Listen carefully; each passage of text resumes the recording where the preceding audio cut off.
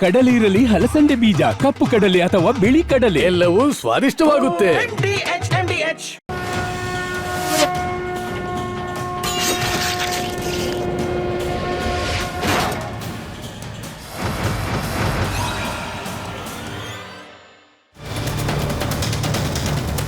ನಮಸ್ಕಾರ. ಮಹಾಭಾರತ ಚರ್ಚಾ ಕಾರ್ಯಕ್ರಮಕ್ಕೆ ಸ್ವಾಗತ. ನಾನು ಸ್ಮಿತಾ ರಂಗನಾಥ್.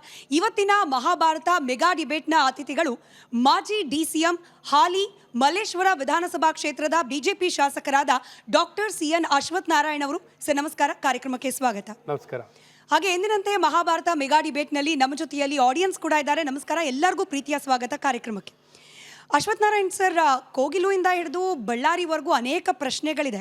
ಅದರ for a change social media ಟ್ರೆಂಡಿಂದ ನಾನು ಪ್ರಶ್ನೆ ಪ್ರಾರಂಭ ಮಾಡ್ತಾ ಇದ್ದೀನಿ. ಟ್ವಿಟ್ಟರ್ನಲ್ಲಿ ಕಾಂಗ್ರೆಸ್ ಹಾಗೆ JDS ನಡುವೆ ಹೊಸದೊಂದು ಟ್ರೆಂಡ್ ವಾರ್ ಶುರುವಾಗಿದೆ. ಡ್ಯಾಡಿ ಈಸ್ ಹೋಮ್ ಅಂತೇಳಿ. ಅಂದರೆ ಕುಮಾರಸ್ವಾಮಿ ಅವರು ರಾಜ್ಯ ರಾಜಕೀಯಕ್ಕೆ ವಾಪಸ್ ಬರ್ತಾರೆ 2028ಕ್ಕೆ ಅವರೇ CM ಅಂತ. ಅಲ್ಲಿ BJP ಕತೆ ಏನು ಸರ್? 2028ಕ್ಕೂ BJP CM ನಿರೀಕ್ಷೆ ಮಾಡೋ ಹಾಗಿಲ್ವಾ? ಏನೊಂದು ಮಾಜಿ ಮುಖ್ಯಮಂತ್ರಿಗಳು, ಈಗಿನ ಕೇಂದ್ರ ಸಚಿವರಾಗಿರುವಂಥ ಕುಮಾರಸ್ವಾಮಿಯವರು, ಕುಮಾರಣ್ಣನವರು ಹಾಗೂ ನಮ್ಮ ಪಕ್ಷ NDA ಮೈತ್ರಿಕೂಟದಲ್ಲಿರುವಂಥದ್ದು, ಅವರವರ ಪಕ್ಷವನ್ನು ಪ್ರಬಲವಾಗಿ ಬಿಂಬಿಸುವಂಥ ಪ್ರಯತ್ನ ಮಾಡ್ತಾರೆ. ಈಗ JDS ಪಕ್ಷದಲ್ಲಿ ಅವರವರ ಶಕ್ತಿಯನ್ನು ನಾವು ನಮ್ಮ ಪಕ್ಷದಲ್ಲಿ ಹಾಕ್ತಾರೆ ಅಂತ ಹೇಳ್ತಾರೆ, ನಾವು ನಮ್ಮ ಪಕ್ಷದಲ್ಲಿ ಹಾಕ್ತೀವಿ ಅಂತ ಇರ್ತದೆ. ಒಟ್ಟಾರೆ NDA ಮೈತ್ರಿ ಬಲವಾಗಿ ಒಗ್ಗಟ್ಟಿನಿಂದ, ಮುಖ್ಯವಾಗಿ ನಮಗೇನು ಅಂದರೆ ಪರಸ್ಪರ ಎರಡು ಪಕ್ಷದ ಮೇಲೆ ವಿಶ್ವಾಸ ಇದೆ, ನಂಬಿಕೆ ಇದೆ, ಮೈತ್ರಿ ಇದೆ. ಅದನ್ನು ಬಲವಾಗಿ ಕೊಂಡೊಯ್ಯುವಂಥದ್ದು ಮಾಡ್ತೀವಿ. ಅವರು ಅಧಿಕೃತವಾಗಿ ಯಾರು ಈ ಮಾತುಗಳನ್ನ ಬರ್ತಿಲ್ಲ, ಆದರೂ ಬಿಂಬಿಸುವಂಥದ್ದು ಆಗ್ಬೋದು ಅವ್ರ ಪಕ್ಷದಿಂದ. ಅದಕ್ಕೇನು ನಾವೇನು ಅಭ್ಯಂತರ ಮಾಡೋವಂಥದ್ದು ಏನಿಲ್ಲ. ನಮ್ಮ ಪಕ್ಷವನ್ನು ಬಲವಾಗಿ ಕಟ್ಟುವಂಥದ್ದು ಮಾಡ್ತೀವಿ. ಬರೋವಂಥ 28ರಲ್ಲಿ ನಮಗೆ ಸಂಪೂರ್ಣ ವಿಶ್ವಾಸ ಇದೆ. ಬಿಹಾರ್ನಲ್ಲಿ ಏನು ನೋಡಿದ್ದೀರಾ, ಲ್ಯಾಂಡ್ ಸ್ಲೈಡ್ ವಿಕ್ಟ್ರಿ, ಆ ರೀತಿ ಕರ್ನಾಟಕದಲ್ಲೂ ಲ್ಯಾಂಡ್ ಸ್ಲೈಡ್ ವಿಕ್ಟ್ರಿ 180ರಿಂದ 200 ಸೀಟ್ವರೆಗೂ ನಾವು ಖಂಡಿತ ಕರ್ನಾಟಕ ರಾಜ್ಯದಲ್ಲಿ ಗೆಲ್ತೀವಿ. ಮತ್ತು ನಿಮಗೆ ನಮ್ಮ ಪಕ್ಷದ ವೋಟ್ ಪರ್ಸೆಂಟೇಜ್ 35%, JDS ಪಕ್ಷದ ಒಂದು 19% ಇದೆ, ಮತ್ತು ಕಾಂಗ್ರೆಸ್ಗಂತೂ ಆ್ಯಂಟಿ ಇನ್ಕಂಬೆನ್ಸಿ ಇದ್ದೇ ಇರುತ್ತೆ. ಬಿಹಾರ್ನಲ್ಲೇ NDAಗೆ 45% ಬಂದೇ ಇಷ್ಟು ದೊಡ್ಡ ಸಂಖ್ಯೆ ಬಂದಿದೆ. ನಂಗೆ ಸಂಪೂರ್ಣ ವಿಶ್ವಾಸ ಇದೆ ಕರ್ನಾಟಕದಲ್ಲಿ ಕನಿಷ್ಠ 55%ಗಿಂತ ಹೆಚ್ಚು ಓಟು ನಮ್ಮ NDA ಮಿತ್ರ ಪಕ್ಷಕ್ಕೆ ಬಂದೇ ಬರುತ್ತೆ. ಹಾಗಾಗಿ ಲ್ಯಾಂಡ್ ಸ್ಲೈಡ್ ವಿಕ್ಟ್ರಿ ನಾವು ಪಡಿತೀವಿ ಅಂತ ವಿಶ್ವಾಸ. ಕುಮಾರಸ್ವಾಮಿ ಅವ್ರ ಬಗ್ಗೆ ಮಾತನಾಡುವಾಗ ಅವ್ರ ಪಕ್ಷ ಶಕ್ತಿ, ಬಲ ಪ್ರದರ್ಶನ ಅಂತೆಲ್ಲ ನೀವೇ ಪದಗಳನ್ನು ಪ್ರಯೋಗ ಮಾಡ್ತಿದ್ರಿ. ಈ ಬಳ್ಳಾರಿ ವಿಚಾರಕ್ಕೆ ನಾನು ಫಾರ್ ಎಕ್ಸಾಂಪಲ್ ತೊಗೊಂಡು ಮಾತನಾಡ್ತೀನಿ. ಬಳ್ಳಾರಿ ವಿಚಾರದಲ್ಲಿ ಹೆಚ್ಚು ಗಟ್ಟಿ ಧ್ವನಿ, ಶಕ್ತಿ ಪ್ರದರ್ಶನ ಇದೆಲ್ಲ ಆಗಿದ್ದು ಮೋರ್ ದೆನ್ BJP ಕುಮಾರಸ್ವಾಮಿ ಅವ್ರ ಕಡೆಯಿಂದ. ಜನಾರ್ದನ್ ರೆಡ್ಡಿ ಹಾಗೆ ಶ್ರೀರಾಮುಲು ಅವರ ಪರವಾಗಿ ಗಟ್ಟಿಯಾಗಿ ಮಾತನಾಡಿದ್ದು, ಸಾಕ್ಷ್ಯಗಳ ಸಮೇತ ಮಾತನಾಡಿದ್ದು BJP ನಾಯಕರಿಗಿಂತ ಹೆಚ್ಚಾಗಿ ಕುಮಾರಸ್ವಾಮಿ ಅವರೇ ಅನ್ನೋ ರೀತಿಯಲ್ಲಿ ಕಂಡುಬಿಡ್ತು. ಖಂಡಿತ ನಮ್ಮ ಪಕ್ಷದಿಂದನೂ ನಮ್ಮ ರಾಜ್ಯ BJP ಅಧ್ಯಕ್ಷರಾಗಿರೋಂಥ ವಿಜೇಂದ್ರವರು ಘಟನೆ ನಡೆದ ಮರುದಿನವೇ ಅವರು ಬಳ್ಳಾರಿಗೆ ತೆರಳಿ ನಮ್ಮ ಸನ್ಮಾನ್ಯ ಜನಾರ್ದನ್ ರೆಡ್ಡಿ ಅವ್ರನ್ನ, ಶ್ರೀರಾಮುಲು ಅವ್ರನ್ನ ಖುದ್ದಾಗಿ ಭೇಟಿ ಮಾಡಿ ಭಾಳ ಸ್ಪಷ್ಟವಾಗಿ ಪಕ್ಷದ ಮತ್ತು ನಮ್ಮ ನಾಯಕರ ಪರವಾಗಿ ನಿಂತು ಸತ್ಯತೆ ಬರಬೇಕು, ನಾವೇನು ಕೇಳಿದ್ದು ಜುಡಿಷಿಯಲ್ ಎನ್ಕ್ವೈರಿ ಆಗಬೇಕು ಅಂತ, ಇಲ್ಲಿ ತನಿಖೆ ಆಗಬೇಕು, ನ್ಯಾಯ ಸಿಗಬೇಕು ಅಂತ ಭಾಳ ಸ್ಪಷ್ಟ ಉದ್ದೇಶದಲ್ಲಿ ನಮ್ಮ ನಿಲುವನ್ನು ತೊಗೊಂಡಿದ್ದೀವಿ. ಅದನ್ನು ಭಾಳ ಪ್ರಬಲವಾಗಿ ವ್ಯಕ್ತಪಡಿಸಿದ್ದೀವಿ. ಕುಮಾರಸ್ವಾಮಿ ಅವರೂ ಭಾಳ ಪ್ರಬಲವಾಗಿ ವ್ಯಕ್ತಪಡಿಸಿದ್ದಾರೆ, ಇನ್ನೂ ಪ್ರಬಲವಾಗಿ ವ್ಯಕ್ತಪಡಿಸಿದ್ದಾರೆ. ನಮ್ಮ ಪ್ರತಿಪಕ್ಷದ ನಾಯಕರು ಅಶೋಕ್ ಅವರು ಸಹ ಅದನ್ನು ಪ್ರಬಲವಾಗಿ ಕೈಗೆತ್ಕೊಂಡಿದ್ದಾರೆ. ನಾವು ಮೈತ್ರಿ ಪಕ್ಷಗಳು ನಾವೆರಡು ಒಂದಾಗಿ ಹೋಗ್ತಿರೋವಂಥದ್ದು. ಹಾಗಾಗಿ ಕುಮಾರಣ್ಣನವ್ರು ಬೇರೆ ಅಲ್ಲ, ನಾವು ಬೇರೆ ಅಲ್ಲ ಅಂತ ನಾವು ಯಾವ ತಾರತಮ್ಯನ ಮಾಡ್ಕೋತಿಲ್ಲ. ನಾವು ಒಂದಾಗಿ ಒಗ್ಗಟ್ಟಿನಿಂದ ಹೋಗ್ತಾ ಇದ್ದೀವಿ. ಹಾಗಾಗಿ ನಮ್ಮಲ್ಲೇನು ನೀವು ಬಿರುಕನ್ನು ತರೋದು, ಅವ್ರು ಜಾಸ್ತಿ ಆಯಿತು ಇವ್ರು ಕಮ್ಮಿ ಆಯಿತು ಅನ್ನೋಂಥ ಬೇಕಾದ್ರೆ ನಿಮ್ಮ ಅಭಿಪ್ರಾಯ ಹೇಳ್ಬೋದು, ನಿಮಗೆ ಆ ಸ್ವಾತಂತ್ರ್ಯ ಇದೆ. ಬಟ್ ನಮ್ಮಲ್ಲಿ ಯಾವುದು ಆ ವ್ಯತ್ಯಾಸ ಕಾಣಲ್ಲ. ನಾವಿಬ್ಬರು ಒಂದು ಒಗ್ಗಟ್ಟಿನಿಂದ ಹೆಜ್ಜೆ ಇಡ್ತಾ ಇದ್ದೀವಿ. ಲೋಕಸಭಾ ಚುನಾವಣೆಯಲ್ಲೂ ನೀವು ನೋಡಿದ್ದೀರಾ, ಚೆನ್ನಾಗಿ ಪರ್ಫಾರ್ಮ್ ಮಾಡಿದ್ದೀವಿ, ಇನ್ನೂ ಚೆನ್ನಾಗಿ ಪರ್ಫಾರ್ಮ್ ಮಾಡಲಿಕ್ಕೆ ಅವಕಾಶ ಇದೆ ಅಂತ ಹೇಳೋದು. BJP ವಿಷಯಗಳನ್ನು ಪಿಕ್ ಮಾಡೋದ್ರಲ್ಲಿ ಎಲ್ಲೋ ಎಡುತ್ತಾ ಇದೆ ಅನ್ನೋದಕ್ಕೆ ಇದೇ ಬಳ್ಳಾರಿಯ ಉದಾಹರಣೆ. ಜಮೀರ್ ಅಹಮದ್ ಖಾನ್ ಅವರು ಜಿಲ್ಲಾ ಉಸ್ತುವಾರಿ ಸಚಿವರು ನೇರವಾಗಿ ಮಾಧ್ಯಮಗಳ ಮುಂದೆ ಹೇಳ್ಬಿಡ್ತಾರೆ, ಸತೀಶ್ ರೆಡ್ಡಿ ಅವರ ಗನ್ಮ್ಯಾನ್ನಿಂದಲೇ ಹಾರಿದ ಬುಲೆಟ್ ನಮ್ಮ ಪಕ್ಷದ ಕಾರ್ಯಕರ್ತ ರಾಜಶೇಖರ್ ಪ್ರಾಣವನ್ನ ಕಳ್ಕೊಳ್ಳೋ ಹಾಗೆ ಮಾಡಿದ್ದು ಅಂತ ಹೇಳಿ. ಬಟ್ BJP ಇದನ್ನು ಸ್ಟ್ರಾಂಗಾಗಿ ಎಲ್ಲಿ ಎತ್ತಿ ಹಿಡಿದ ರೀತಿಯಲ್ಲಿ ಕಾಣಿಸ್ಲಿಲ್ಲ. ನೋ ಡೌಟ್ ನೀವು ಜನಾರ್ದನ್ ರೆಡ್ಡಿ ಅವರಿಗೆ, ಶ್ರೀರಾಮುಲು ಅವರಿಗೆ ಬೆಂಬಲವಾಗಿ ನಿಂತಿದ್ದೀರಿ. But it's an crime act, ಒಬ್ಬ ವ್ಯಕ್ತಿಯ ಕೊಲೆ ಆಗಿದೆ, ಅದರ ಆರೋಪಿ ಇಂಥವರೇ ಅಂತ ಹೇಳಿ ಜಿಲ್ಲಾ ಉಸ್ತುವಾರಿ ಸಚಿವರೇ ಹೇಳ್ತಿದ್ದಾರೆ. ಬಟ್ BJPಗರಿಗೆ ಇನ್ನೂ ಆ ಕಾನ್ಫಿಡೆನ್ಸ್ ಬಂದಿಲ್ವಲ್ಲ ಹೇಳಲಿಕ್ಕೆ ಅಂತ. ಕಾನ್ಫಿಡೆಂಟಾಗಿ ಭಾಳ ಸ್ಪಷ್ಟವಾಗಿ ಹೇಳ್ತಾ ಇದ್ದೀವಿ. ಅದರಲ್ಲೇನು ಹಿಂದೆ ಮುಂದೆ ನೋಡೋವಂಥದ್ದೇನಿಲ್ಲ. ಕಾನೂನನ್ನ ಕೈಗೆ ತೊಗೊಂಡಿದ್ದಾರೆ. ಅಲ್ಲಿ ಒಂದು ಪ್ರೈವೇಟ್ ಆರ್ಮಿಯನ್ನು ಕಟ್ಟಿಕೊಂಡು ವ್ಯವಸ್ಥಿತವಾಗಿ ಏನು ಅಧಿಕಾರಿಗಳ ಸಹಕಾರದೊಂದಿಗೆ ಜನಾರ್ದನ್ ರೆಡ್ಡಿಯವ್ರ ಮೇಲೆ ದಾಳಿ ಮಾಡೋವಂಥದ್ದು, ಅವ್ರ ಮನೆ ನುಗ್ಗುವಂಥದ್ದು, ಅವ್ರ ಮನೆ ಮೇಲೆ ಗುಂಡಾರಿಸುವಂಥ ಕೆಲಸವನ್ನು ಮಾಡಿದ್ದಾರೆ. ಕಾನೂನನ್ನ ಕೈಗೆ ತೊಗೊಂಡಿದ್ದಾರೆ. ಸ್ವತಃ ಸತೀಶ್ ರೆಡ್ಡಿ ಅವರ ಗನ್ಮ್ಯಾನ್ ಏನು ಫೈರ್ ಆಗಿರೋಂಥ ಗನ್ನಿಂದ ಫೈರ್ ಆಗಿರುವಂಥ ಬುಲೆಟ್ನಿಂದನೇ ಒಬ್ಬ ಕಾರ್ಯಕರ್ತ ತೀರೋಗಿರುವಂಥದ್ದಿದೆ. ಸೊ ಹಾಗಾಗಿ ಭರತ್ ರೆಡ್ಡಿ ಅವರು ಒಬ್ಬ ಚುನಾಯಿತ ಪ್ರತಿನಿಧಿಯಾಗಿ, ಒಬ್ಬ ಕಾನೂನು ಮಾಡೋವಂಥವರಾಗಿ, ಕಾನೂನು ತರುವಂಥವರಾಗಿ, ಲಾ ಮೇಕರ್ ಆಗಿ ಸ್ವತಃ ಕಾನೂನನ್ನ ಕೈಗೆ ತೊಗೊಂಡಿರೋದನ್ನು ನಾವು ಸಂಪೂರ್ಣವಾಗಿ ಖಂಡಿಸಿ, ಅವರ ನೆರವಿಗೆ ಸರ್ಕಾರ ನೇರವಾಗಿ ಬಂದಿದೆ. ಸ್ವತಃ ಉಪಮುಖ್ಯಮಂತ್ರಿಗಳೇ ಹೇಳಿದ್ರು, ಖಂಡಿತ ನಮ್ಮ ಶಾಸಕರ ನೆರವಿಗೆ ಬರ್ತೀವಿ, ಅವ್ರ ತಪ್ಪು ಏನೇ ಇರಲಿ ನಾವು ಅವ್ರ ನೆರವಾಗಿರ್ತೀವಿ ಅಂತ ಭಾಳ ಸ್ಪಷ್ಟವಾಗಿ ಒಂದು ಸರ್ಕಾರವಾಗಿ ಮಾತಾಡಿರುವಂಥದ್ದನ್ನು ಸಹ ಖಂಡನೀಯ. ಹಾಗಾಗಿ ಇಲ್ಲಿ ನ್ಯಾಯಾಂಗ ತನಿಖೆ ಆಗಬೇಕು ಅಂತಲೂ ಭಾಳ ಸ್ಪಷ್ಟವಾಗಿ ಒತ್ತಾಯ ಮಾಡುವಂಥ ಕೆಲಸವನ್ನು ನಮ್ಮ ಪಕ್ಷದಿಂದ ಮಾಡಿದ್ವಿ. ಇವತ್ತು ಬಲವಾಗಿ ನಿಂತಿದ್ವಿ. ಮತ್ತು ಬಳ್ಳಾರಿನಲ್ಲೇ ಕಾನೂನು ಸುವ್ಯವಸ್ಥೆಯ ವಿಚಾರದಲ್ಲಿ ಒಂದು ದೊಡ್ಡ ಸಮಾವೇಶವನ್ನು ಮಾಡ್ತಾ ಇದ್ದೀವಿ.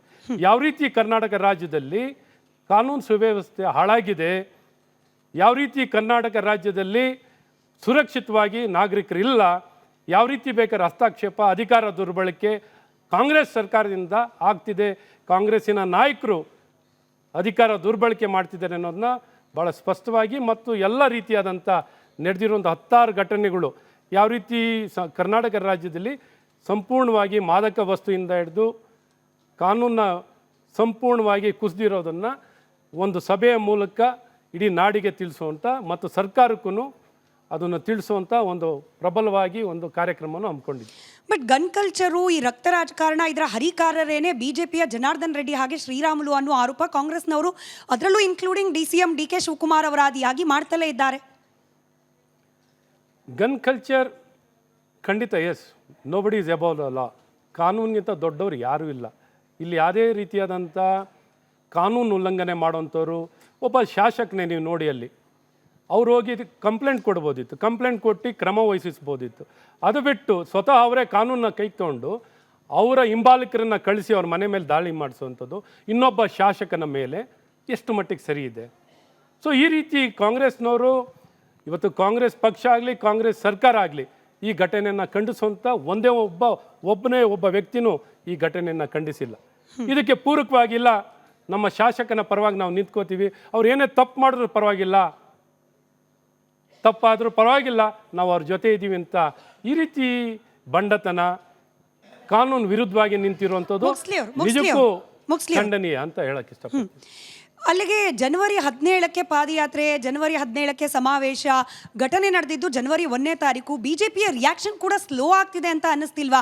ಇದೇ ಬಳ್ಳಾರಿಯಲ್ಲಿ ತೊಡೆತಟ್ಟಿ ಪಾದಯಾತ್ರೆ ಮಾಡಿ ಹೋಗಿದ ಸಿದ್ದರಾಮಯ್ಯನವರು ಇಡೀ ಬಳ್ಳಾರಿಯೆಲ್ಲ ರಾಜ್ಯ ರಾಜಕಾರಣದ ದಿಕ್ಕನ್ನೇ ಬದಲಾಯಿಸಿಬಿಟ್ರು.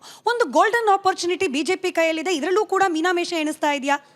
ಖಂಡಿತ ಇಲ್ಲ. ನೋಡಿ, ನಡೆದಿದ್ದ ಘಟನೆ ಹಿಂದಿನ ದಿನ ಸಾಯಂಕಾಲ, ಮಾರನೇ ದಿನ ಬೆಳಗ್ಗೆಗೆ ನಮ್ಮ ಅಧ್ಯಕ್ಷರು ಸನ್ಮಾನ್ಯ ಜನಾರ್ದನ್ ರೆಡ್ಡಿ ಅವ್ರನ್ನ ಅವರು ಸ್ವತಃ ಅವ್ರ ನಿವಾಸಕ್ಕೆ ಹೋಗಿ ಅವ್ರನ್ನ ಮಾತಾಡಿಸಿ ಎಲ್ಲ ರೀತಿಯಾದಂಥ ಮಾಹಿತಿ, ಬಿಕಾಸ್ ಏನು ಅಂದರೆ ಮಾಧ್ಯಮದಲ್ಲಿ ಬಂದಾದಮೇಲೆ ಸ್ವತಃ ಅವ್ರನ್ನ ಮಾತಾಡಿಸಿ ಮಾಹಿತಿಯನ್ನು ಕಲೆ ಹಾಕ್ಕೊಳ್ಬೇಕಿತ್ತು, ಮಾಹಿತಿಯನ್ನು ಪಡ್ಕೋಬೇಕಿತ್ತು.